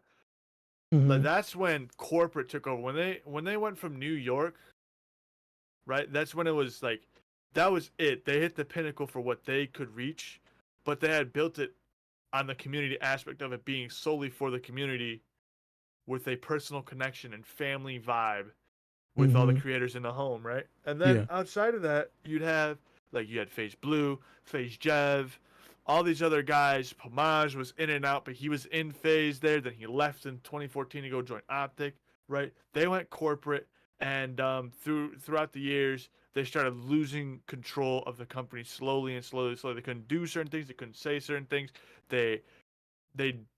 Like Rain even said it himself, the vibes aren't there, and he didn't want to make videos if it wasn't fun for him. He used to upload 3 times a day for like 3 years, right? I remember it vividly because I'd watch one in the morning on the bus. It would be the third video from the day before that I'd watch on the bus ride to school. During lunchtime, I'd watch his first upload for the day. I got home, I watched his second upload for the day. And then around 10:30 or 11 o'clock at night, he'd have his third upload that I'd watch in the morning the next day, right? Because I'm going to be real, I'm a huge FaZe fanboy, right? Huge. Like, that's all I ever watched. Just FaZe. FaZe Blaziken, Apex, Tico, even Cheo the chef. Sensei was in the house for a little bit. Seabass lived in the house. Banks was in the room across from Sensei and Tico. Temper was in the master bedroom across the way with his little rat. Like, I know almost everything. Adapt and Rain were in the basement. Before Adapt even got there, it was just a big basement or whatnot where Rain had a setup. He was the only one there. That the gym in the back of the garage over there where they could park the cars. They put a floor mat in where Banks and Rain used to wrestle all the time. Adapt got there, and then he got his ass kicked by Banks. The knife throwing wall at the back. Like, I'm such a big fan. Like, all this is like hard. I don't know how else I could explain this. I'm a big fanboy, right? Yeah. But they started bringing on bigger recruits with bigger games because trick shotting was dead, and Rain said it himself. Trick shotting is dead. It's not really going anywhere. They hit the ceiling for that. But FaZe had become such a lifestyle brand for gamers. Keep that in mind, for gamers. In the 2015-16 era, Black Ops 3 dropped. Black Ops 3 got sponsored by the PlayStation 4 for the CWL, the Call of Duty World League. Now, the Call of Duty World League was not owned by Activision. It was a privately funded league, I believe funded by multiple teams and stuff like that. But it was sponsored by PlayStation or PS4, right? Yep. So PlayStation was putting in the money for these giant events. And these events were huge, right? I remember that. They were huge. CWL goes all the way back to Black Ops 2, but Black Ops 3 was that pinnacle moment, right? And then I believe they went after Black Ops 3. You had Infinite Warfare, Modern Warfare Remastered. Call of Duty the Ghost, CWL, that was before Black Ops, or that was after Black Ops 2.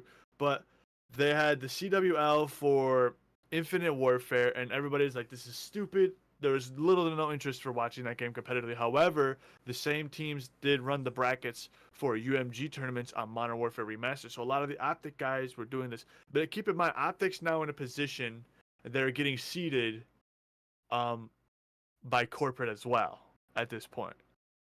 And Nate Shot showed interest of leaving because he had already retired. He's like, all right, well, I'm leaving now. Because he didn't like the way the teams were operating. And Hector couldn't really control a whole team. I mean, he's done a phenomenal job with Hot Take. I want to be real. He's done a phenomenal job. But he couldn't be there in the office day to day and travel and do production and all this other kind of stuff. He's in production still, but he's very good at that. He knows his lane. He knows his role. He built Optic phenomenally, right? Hector, if Hector somehow watches this, bro, I fucking love you. Can I please get a fucking... let me get a t-shirt, bro. Please, bro. let him lick your armpit. And, like... People forget this. Before FaZe Clan, Optic was the sniping clan. They were the big. I remember watching, like, growing up, watching the Optic stuff, like, especially with the Halo clips. Like, the Halo clips were fire, insane, bro.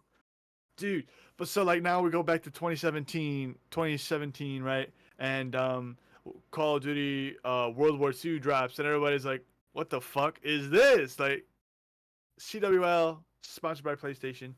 All right, whatever. This is kind of cheeks, right? Little to no interest.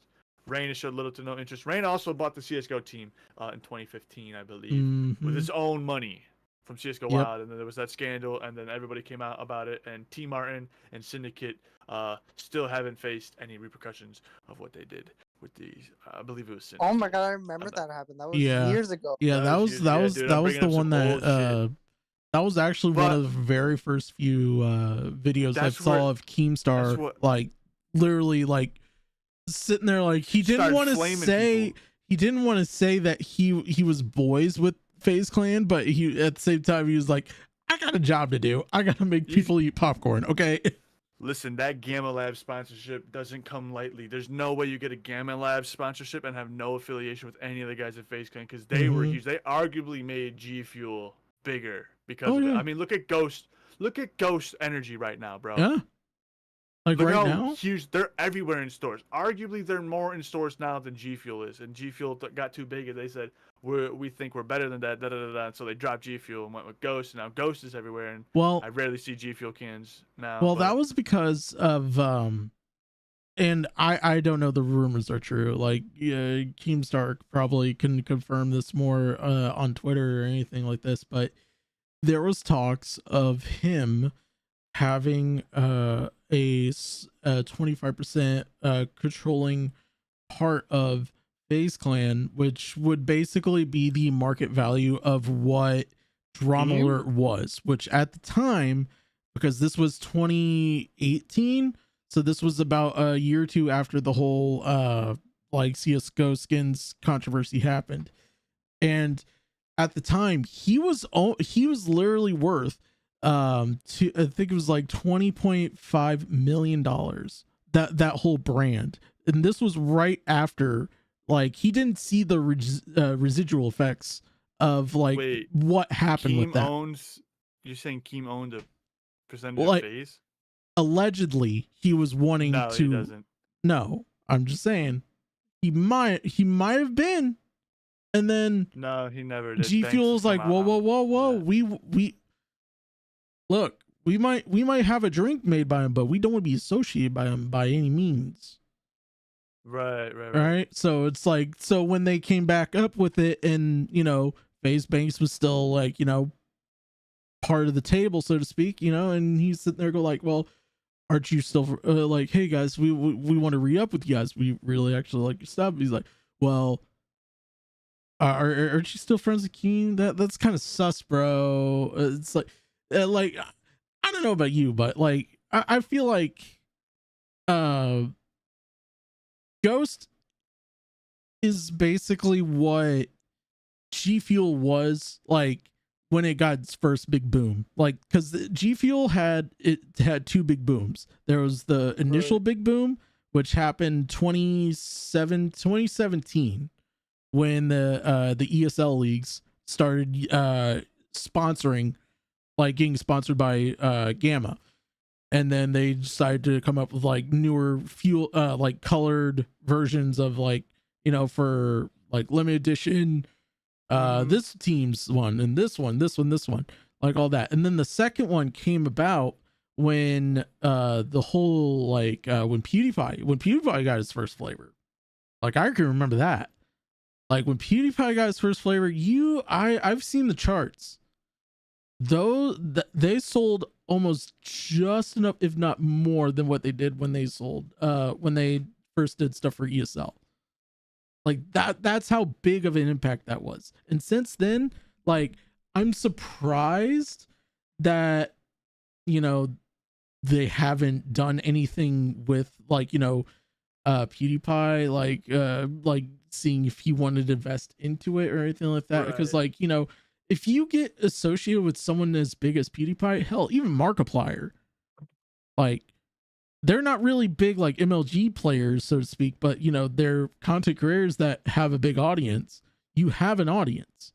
Like, as much as I hate to say it, because I know it's the truth, there isn't gonna be much of a Call of Duty league anymore, because I've seen the decline recently. Like it's getting bad. Like, so it's getting almost as worse, if not better, or if not even worse than Overwatch League.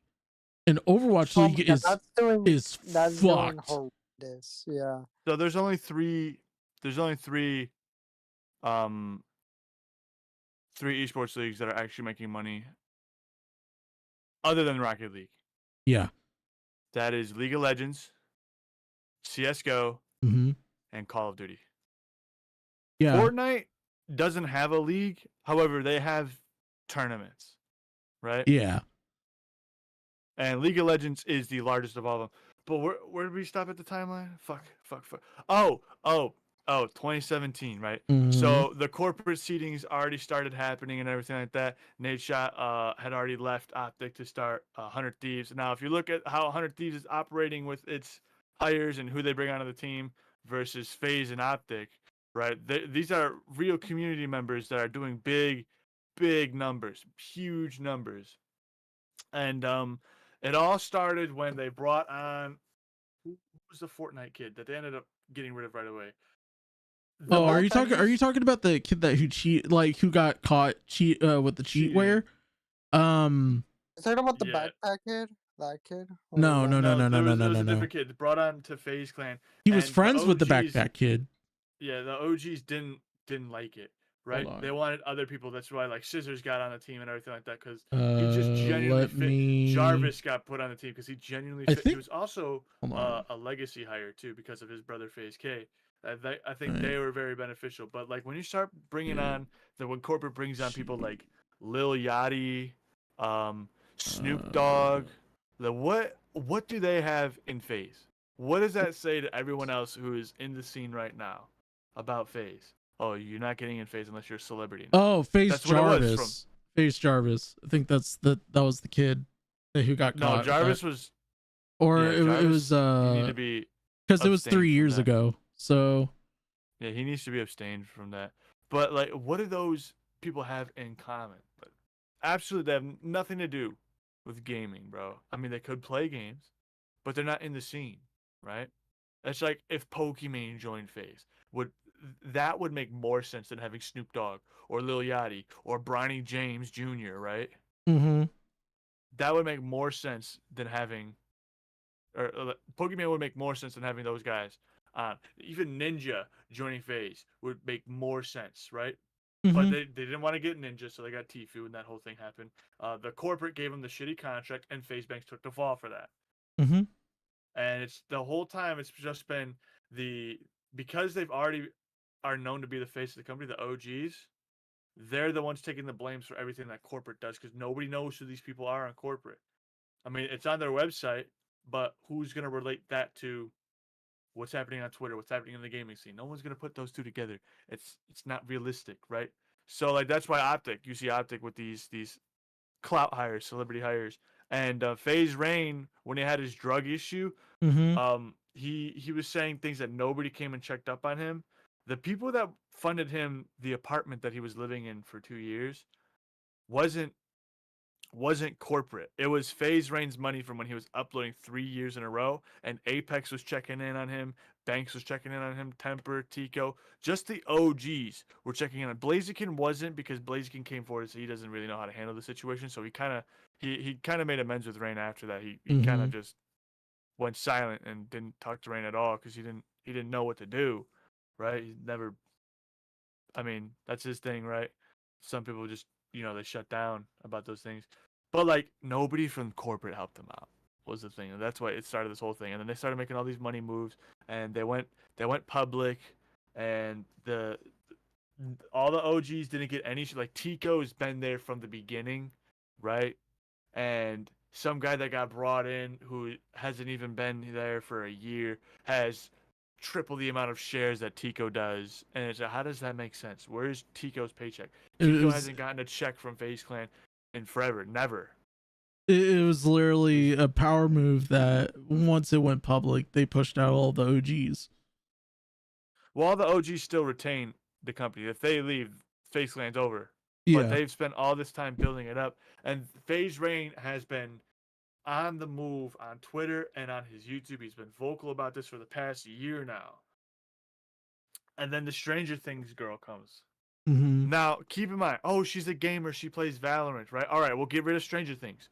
Does she, because I'm ranked higher than her in Valorant. Do I think I deserve to be in FaZe? As much as I love FaZe Clan, as much as I would love to be in FaZe Clan, I am not that guy with the it factor to be in FaZe Clan. I do not stand out in the community. I don't have these spectacular streams where I'm sniping. I don't have these insane gameplays on Valorant. I don't think I have the big bright personality to masquerade over bad gameplay. I don't have that it factor to be in FaZe Clan. I'm not like, if I'm not good at gameplay, you're looking at a FaZe Jev scissors type thing.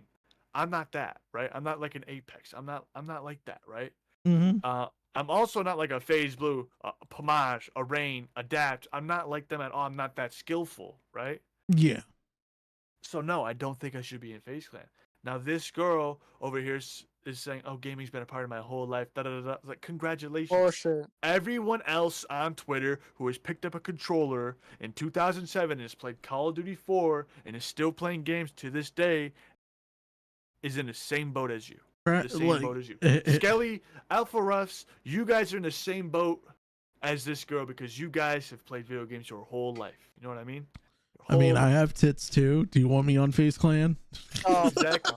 FaZe Rain said it best. Like, he loves his mom to death, right? But he would never, ever have her in FaZe Clan.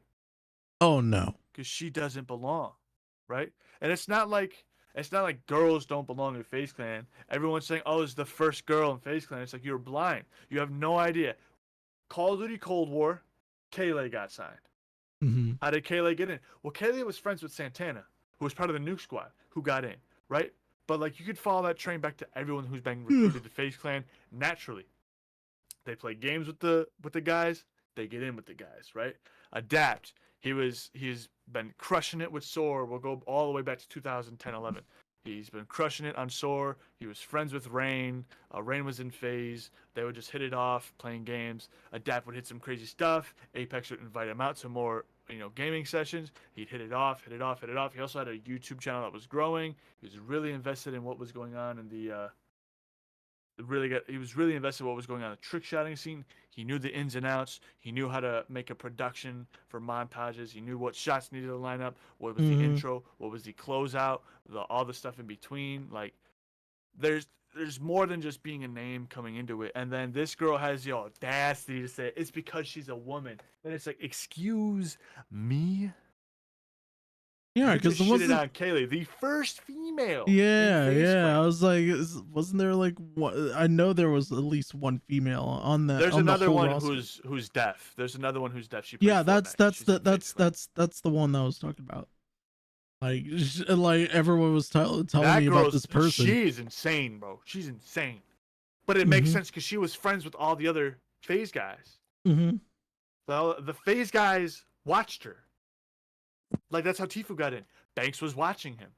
Banks was like, who the fuck is this guy? Tfue only had 20 to 30 viewers in his chat, and Banks just randomly turned it on one day.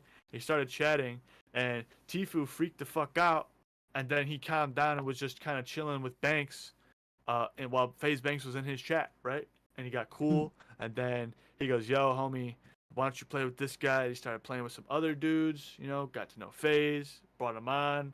Now, Banks couldn't make the contract because it was a legally binding contract, right? What the fuck does Banks and Temper know about making legally binding contracts? I know who does. Seabass, because he's a fucking snake. Fuck you, Seabass. If Seabass somehow gets us, you're a fucking piece of shit. You're a fucking corporate head. You need to go fucking off yourself, jump off the bridge, leave FaZe Clan, bro. Leave it back to the OGs. Or this is going to suck for me to say, I want FaZe Clan to burn down. I really do. Either get rid of the corpos or burn it down.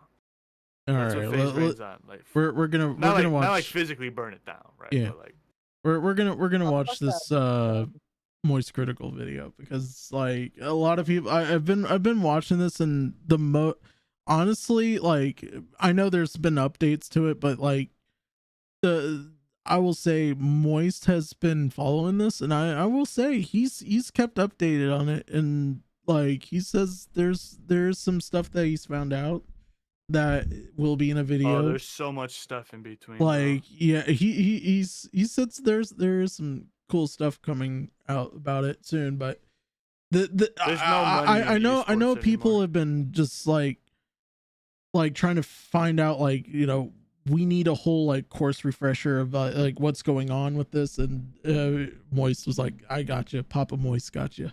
You've seen all I gotta say is drama that's fuck been the going FaZe on clan, Twitter over the corpo last heads, couple days. pieces And of shit. FaZe is something I've Every talked single about one of quite you. a bit over the last year because it's Every been an single one of those absolute suits, bro, in the circus. office. From their stock absolutely flatlining bro, to the point before you now where started, it's basically just Seabass, a bro. sad joke. Just look at this I don't know graph. if It you puts a saw tear in Seabass's your. video. Did you see it? Ooh, I'm looking at that chart. Huh. Oh my god. It's gone.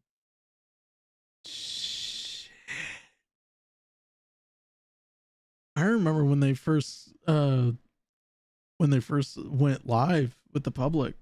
Like all that hard work. They were literally like, I think if I remember correctly, because I still do some bond some like stocks and bond stuff. If I remember correctly, there were literally the first 2 weeks, like at the time for a startup, it was like the first day you could get was when you had your shares to be almost like $25, like in modern money. Like now, like 2022 or 2023 I should say, you're looking almost at like 75 like per person to just make even out of being public. These guys were running 50, like these guys were ahead of the curve. And then when COVID hit, it went like so quick. I can remember because I had a buddy that invested stocks into him, like to the point where he almost had like at least one controlling share, which I mean, for one controlling share, okay, whatever. But you know, there was a point. Now he has actually put more stuff in I'm trying to remember who it's another publicly traded esports kingdom, so to speak, but yeah.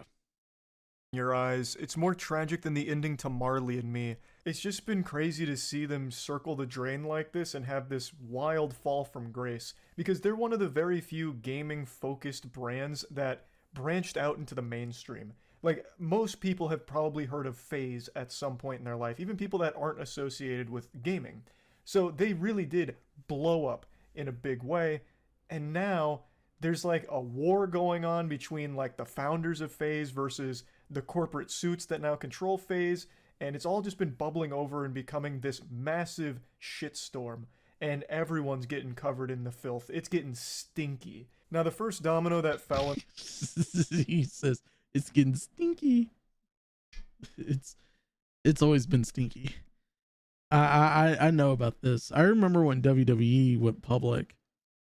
Like everyone was like, Vince would never go public. Money talks, people walk. Just remember that. They went PG and that money went down the drain.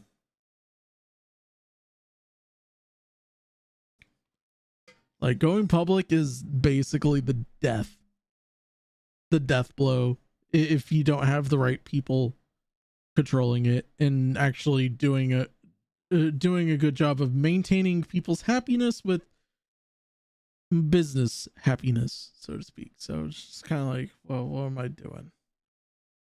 On this FaZe soap opera is the OGs came forward, like FaZe Rain and Banks, and started criticizing the brand overall, talking about how it's become soulless and lame and just generally horrible. The main talking point is how the founders have lost control of the company to these zombies in suits that just don't understand the space. And they also show no respect to the founders that brought it there in the first place. They overrule them. They have no real decision-making power.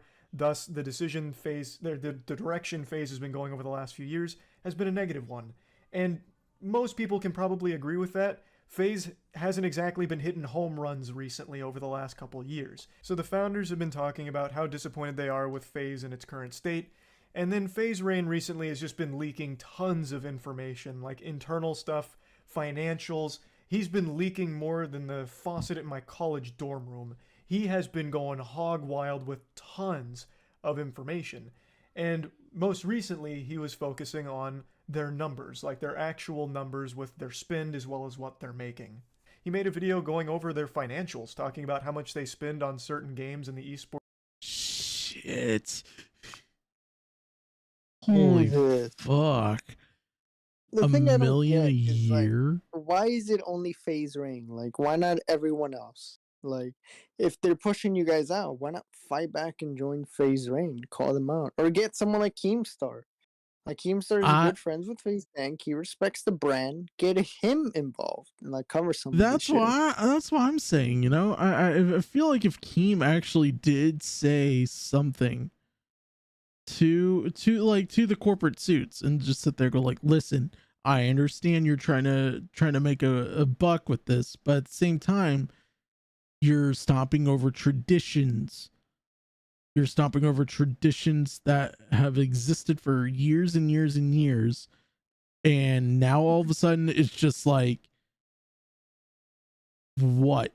We can't do the traditions anymore? Like, if it's like certain things that, like, you know, it's kind of past its time, like, okay, I get it, you know, there's certain things that most people don't do anymore. I know most people would sit there and go, well, okay, but we need to still make money. Like, and I've heard a lot of people sit there and taunt that Eric Bischoff book, you know, the controversy creates cash thing. This controversy that's currently happening with the suits versus the OGs, so to speak. This isn't controversy. This is just downright depressing. Like, I can't speak on that, like, 100%. Like, I feel like this isn't what they all signed up for, and they know that. Sports space, as well as the lack of return they see from it, even disclosing Nick Merck's salary for being on FaZe, which is like $1 million a year, and he just goes over how much they're spending and how they're not seeing any of that money. It's just fucking vanishing into thin air and just, like, literally bleeding them dry on finances. According to a lot of his numbers here, they're spending over $700,000 a month on, like, esports stuff. That's crazy, and they're not seeing any money come back into the company, which isn't exactly an eyebrow raiser. This is something everyone speculated for a long time because it's become very clear to actually every single person with eyes that the entire esports scene just doesn't make any money. What's wrong, Io? I don't know. The fucking cat's so angry that he said the esports scene is dying. Like, and I agree. Like, hold on. There's a commentator that I follow all the time. And he was also a G4 host, and that's Golden Boy, which he was he talks about games and esports and all that, and he was just recently part of a esports league that was in Saudi Arabia not too long ago.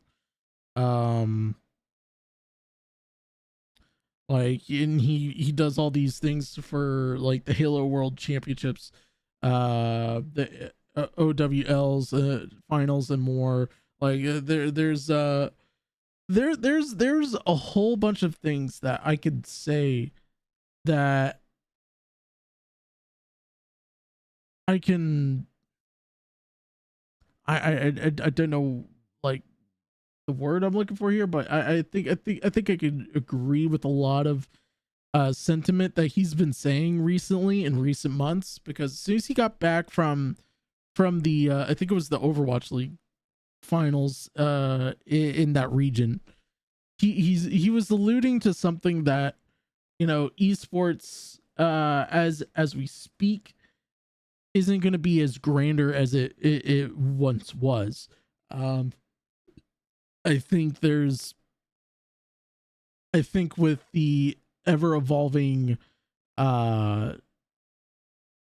age of the internet actually getting faster and more stronger, with stronger connections, you're gonna see a lot of these companies sit there go like, well, we don't want to pay for like 12 different people's travel for this huge like 36 person tournament. Why don't you guys just have like the first 2 rounds here, and then we'll do like the last 6, because that makes a little bit more sense to us financially, and we won't go into the red. We'll actually either break even or break a little bit into the black. That's the situation that we're seeing with a lot of that, because he shared on a Twitter Spaces. And I remember this because I was in this. This was like a week after G4 finally shut down and everything like that. Everyone was asking him questions about like G4 and everything like that. There was one person that asked him about the like, are you going to be a part of the Overwatch League season at the beginning at the start of the season, which happens to be in July, which is in next month. he literally just sat there and was like, honestly, I don't even know they're gonna even fly out the commentators for this thing this year. That's how bad the esports atmosphere is getting. Like, because they're paying people just to be remote at home and everything like that, you know. Like, as much as I like being comfortable, you know, like I like wearing t-shirt, I like wearing shorts, you know, as much as the next guy. But if I'm commentating something big and something of that nature, like a finals, a competitive esports finals, yeah, I want to dress up in a fucking suit. I want to actually go travel there and meet the players and actually get to know them. I don't know why the esports scene is so shit for generating profit. I have no idea. I don't have the answers. What's wrong?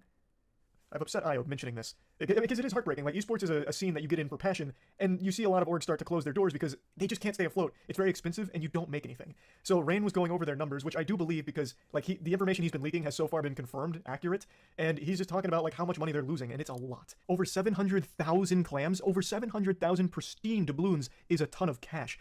That's nuts. To convert that to Robux, I wouldn't even know where to start. You need like fucking 50 zeros at the end of that number. It's a lot of money that they are pissing away and not getting anything back from. So he started revealing these numbers. More OGs came forward to talk about how upsetting it is to see the direction that the brand has gone and that it's completely lost its identity. The people at the top of the food chain don't understand the culture, so it's trash. All of these statements from the OGs then led to this like Marvel civil war within FaZe, where you had the OGs versus the people at the top and also new generation FaZe members. So a lot of the audience was on the OG side and a lot of the audience on the new side, and it's just been this constant clashing. And yesterday it really festered into something pretty foul. So just to give context here, it started with this tweet from FaZe Clan where they said, "We want more women in FaZe Clan."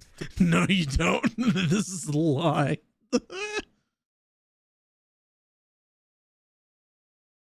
You're just only saying that so you get more money and more audience. Now, I could give benefit of the doubt there and say like, no, like, yeah, no, I want we want women in there that actually could play. Like, then I could sit there and go, okay, that's fair.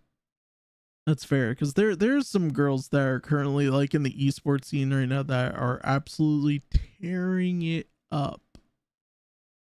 And the fact that this isn't happening right now, like they just kind of went with an actor who has some rank in Valorant. I mean, I probably have the same rank as her, but like the difference is she's famous for being on a show on Netflix, and I'm just some dude sitting in his chair somewhere in bumfuck Egypt. To which FaZe Rain replied saying, "Spoiler alert, it's Grace, and the only reason I heard was because she was on one episode of Stranger Things." He's referring to Grace Van Dien, who is a streamer named Bluefy and also was in Stranger Things. So it turns out he was 100% right, because yesterday FaZe announced that Grace Van Dien is joining the FaZe family. Now, this all led to a lot of hubbub, a lot of discussion, and a lot of controversy. And with a very public fallout between the OG FaZe founders and current FaZe, people were already on edge. It also really didn't help with the FaZe tweet about wanting more women in the organization, because that got the community excited, thinking that FaZe was about to make a big signing from someone who's been grinding in the scene for a long time, working hard for an opportunity like joining FaZe. And then turns out they had already made their decision when they had made that tweet. So that was kind of a bad look, and it didn't do anything good for Grace, because it put her in an uncomfortable position where the community was upset that she got the opportunity being a relatively new streamer. They thought that they had signed her just because she's a celebrity. So and like, you know, if she's a relatively new player, like, give her some time. Like, give her some time to actually play the game. Now, like, if they sat there and go like, hey, we're announcing this is going to be a new content creator that's going to be part of FaZe Clan, as we're going to be making a wing of it that is for content creators, like just like how OTK has basically the their own version of, like, you know, content creators that are on there that isn't about games particularly. You know, there is some Optic people there, like, the list could go on and on. But the fact that they kind of made their mind up and said, like, we want more girls, like, I would have been mad if they just said, hey, we signed another girl, by the way, and this is her, like, just to add up to that. I wouldn't even be mad about it. Like, okay, you made one bad decision, but you made up with another good decision. So, like, you know, you got to take your bumps where you can. But, like, celebrity, though, like,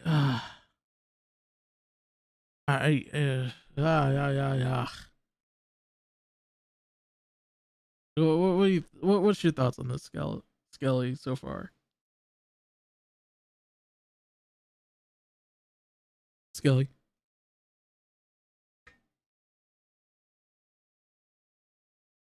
Are you...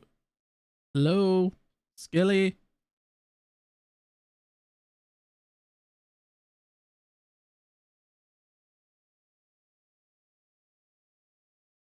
Skelly. There you go. Are you alive? Skelly. I think you got me muted.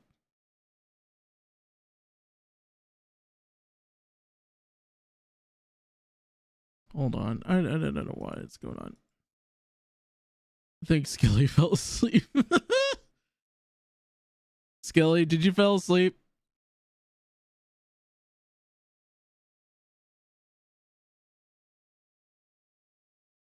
Hold on. I'll just connect you. If he comes back, he'll come back. But yeah, I don't know. I don't see the bad in this, but like I get it. Like I feel like they made the wrong announcement for the wrong person. Like if they said like, hey, we got a new content creator, a person who is on a TV show that we should in a way by now. Yeah, if Skelly was awake, you answered in a way by now. Yeah, you probably say the N-word on stream.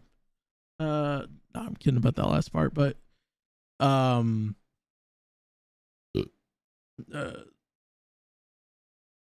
like I said, I believe if they signed her to a celebrity like content creator contract, I think a lot of the people wouldn't be so mad about it. Like, because I think like especially FaZe Banks, like I think he understands like why there's a lot of people now, a lot of the esports organizations are now adding content creators into their system. It's because that way they could get more revenue and also more eyes on their company. Like I see it as a not as a I don't see it as a bad way of like insulting the legacy that is FaZe Clan, but I think it's just like I just think they overstepped a boundary of her like of alluding that she is a professional esports player. I think that's where I was about to go there. they didn't want to say anything about it because they wanted to have someone be like their own open interpretation of what like a FaZe Clan social media representative is, or even an amateur player. Like I believe that if they like open up the door here and say like, oh hey, FaZe Clan is for everyone, and that's including rookies, like people that who aren't very high ranked. Like I think that will give more of an initiative for kids to actually get into esports.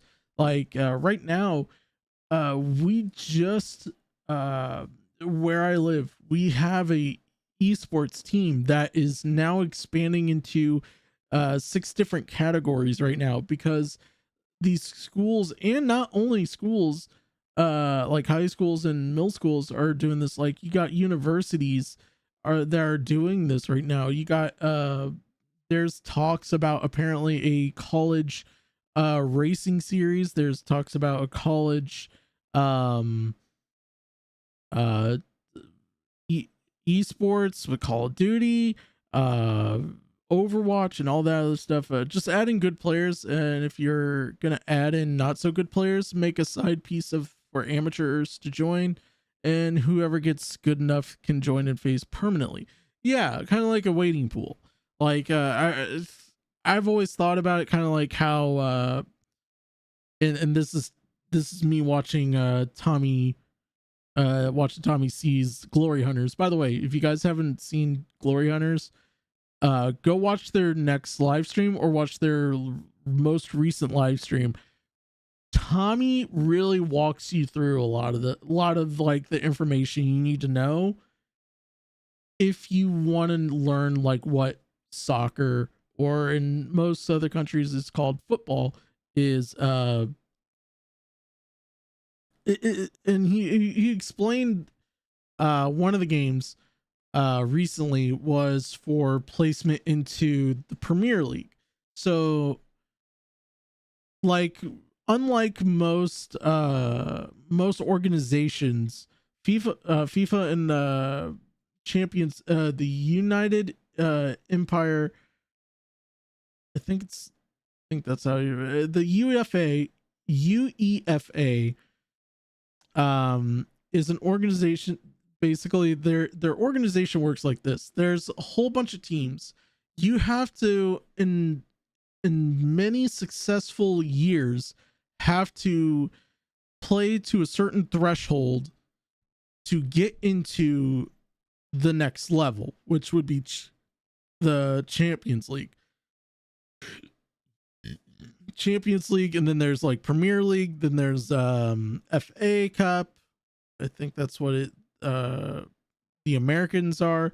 Typing is so slow. LOL.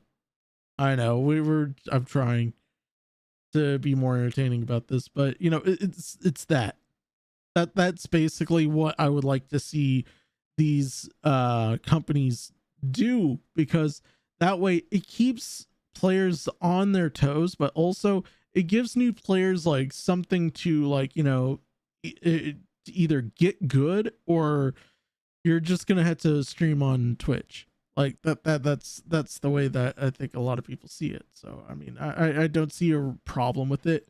Now if they had like social media live streamers, like just casual live streamers, entertainers, I'd be for it. I would be for it, because she does live stream and she does play a game. So I think she would be a good gaming live streamer, honestly. Some members of the community got upset at Grace directly, which I think is super misguided. There's plenty to critique about FaZe signings and business decisions, but Grace didn't do anything wrong here. She does stream often and then had this opportunity to join a huge org. Yes, being an actress did obviously help her get this opportunity for sure, but at the very least she seems excited about it and does actively stream, which is already more than you can say for half of their celebrity signings. Like Snoop Dogg, for example. They paid him a fat load of money, as well as stock, in FaZe in order for him to be on board the FaZe family. And all he ever did was take a single photo with them, and then the word FaZe never left his lips again. He must have been hit by a Men in Black neuralizer that erased his memory of FaZe Clan entirely, because he never did anything with them. I forgot about Snoop being in FaZe Clan for like a half minute.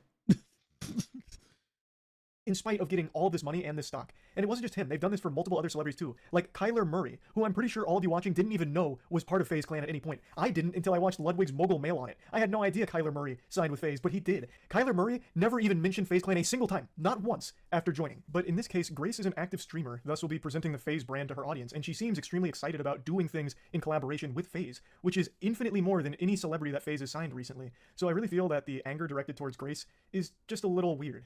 The focus should... Yeah, like I definitely agree with this. Like, you know, Grace doesn't deserve all this hate and anger on her. I think she deserves to like be welcomed with open arms. To actually like, because like with celebrities being a part of FaZe Clan, this gives them more behind the scenes look of like what an esports organization goes through throughout the week and everything like that. Like, you know, maybe they could actually do a play on that and just kind of like work their way into the system, and then finally just kind of work their way into games. Like I think there was a gaming organization, I can't remember what their name, I think they were absolved into another company. They were called Revanic. I think that's what it was called, Revanic, like Ravanick, or an ICA. And I actually watched some of their stuff, and they were really good. They did a lot of the Tekken tournaments, a lot of Soul Calibur just came out when they were around, and then like obviously like the Call of Duties, and then the Halo series, all that stuff. And they do a lot of racing stuff. I feel like FaZe Clan should do more outside of the traditional spectrum of what is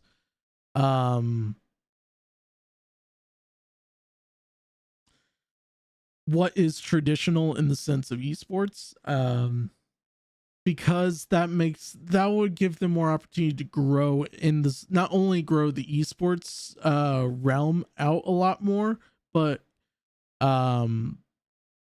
just become a better company. Like there's talks about Optic being one of the next people to own a NASCAR eNASCAR iRacing Coca-Cola iRacing eNASCAR series car, because they're getting a lot of attention from also former NASCAR drivers like Trevor Bayne, like Steve Letarte, he's a former crew chief, and obviously like current drivers like William Byron Esports and Kyle Busch Esports. They have an opportunity to grow that even more, and why not go into invest in places that haven't been invested in fully yet by other corporations or anything like that. I feel like that would actually be their best bet in doing. Should instead be placed on how out of touch FaZe has become with the decisions they make. For example, this was also mentioned in Ludwig's Mogul Mail, but it's something I've talked about as well, where FaZe had that whole super expensive reality show where, you know, who wants to be the next FaZe member? So you want to be a FaZe superstar, do you? Well, hop on board the Polar Express here for this FaZe show. And they put so much money into it, and only like 6 people ever watched it. Like, they dump money into this completely geriatric, dumb ideas, like that reality show, that no one cares about, no one gets excited for. And all of their YouTube content is beyond dead. And no matter how much mouth-to-mouth they give it, they can't revive it. They can't get that heartbeat back, no matter how much they try, because they just don't know what they're doing or what direction to take FaZe. It's become... It's like what Flatley said. They became more suits than what they are. And that's the sad thing about it. They're becoming more suits about it than anything. And you know, I don't think that's how proper good business works. That's just me. Very corporate, and most people don't vibe with it anymore. And it's also led to new phase members fighting with the old phase members, so they're like actually butting heads and, you know, throwing down in the Twitter replies. This is basically sounding like commentary. It's like old, new. It's like fucking Bo Blacks fighting with, like, you know, I don't know, Connor. You know, I'm fighting with like, I could fight with Tipster. I could fight with a whole bunch of other people, but you know, at the end of the day, that's not how it's supposed to work, I guess. I don't know. Against each other, so it's just been so much fighting and drama with. But both communities have engaged in incestual infighting that has resulted in people getting kicked out of places that they shouldn't be in the first place. Phase, because the founders lost control of the company, and the direction it's gone has only further decayed the brand to the point where it's at 55-cent stock price and kind of just like a joke in the industry outside of some of their esports teams. Like, they are still doing really well in the games they're in for the most part, not entirely all of them, but a large chunk of them, their esports teams are still top of the line. So it's just a shame to see how bad things are behind closed doors at FaZe. And now those doors aren't even fucking closed anymore. Those doors have been kicked open. The entire public is being exposed to all of the dirty laundry of FaZe, and all of it's happening publicly. I am still shocked FaZe Rain was even able to release all of the information he has without getting sued. I would have thought they would have had so many NDAs out the wazoo on FaZe Rain, but he's just been revealing everything. So I'm starting to believe they probably just forgot about him and all the founders, so they never even bothered to NDA them. So he'll probably just continue to share shit without repercussion. So I'm pretty excited to see what else he starts bringing to the public eye with. I have a feeling there's going to be a lawsuit between those who are the suits and FaZe Rain, because I've seen these tweets, and I probably forgot to share some of them just to kind of give people reference on it, and that's on me. But I'll probably do like an update video on this when there's more stuff on it. But I think we're just gonna wrap it up here. Thank you guys so much for coming on. Thank you, Skeletox, and thank you, Flatly, for coming on. I'm gonna have a wonderful evening, and I hope you have a wonderful evening as we close the doors on we're closing the gates of the pier right here on the Alpha and Air Pier Studio, Studio 2B. Good night. Good life.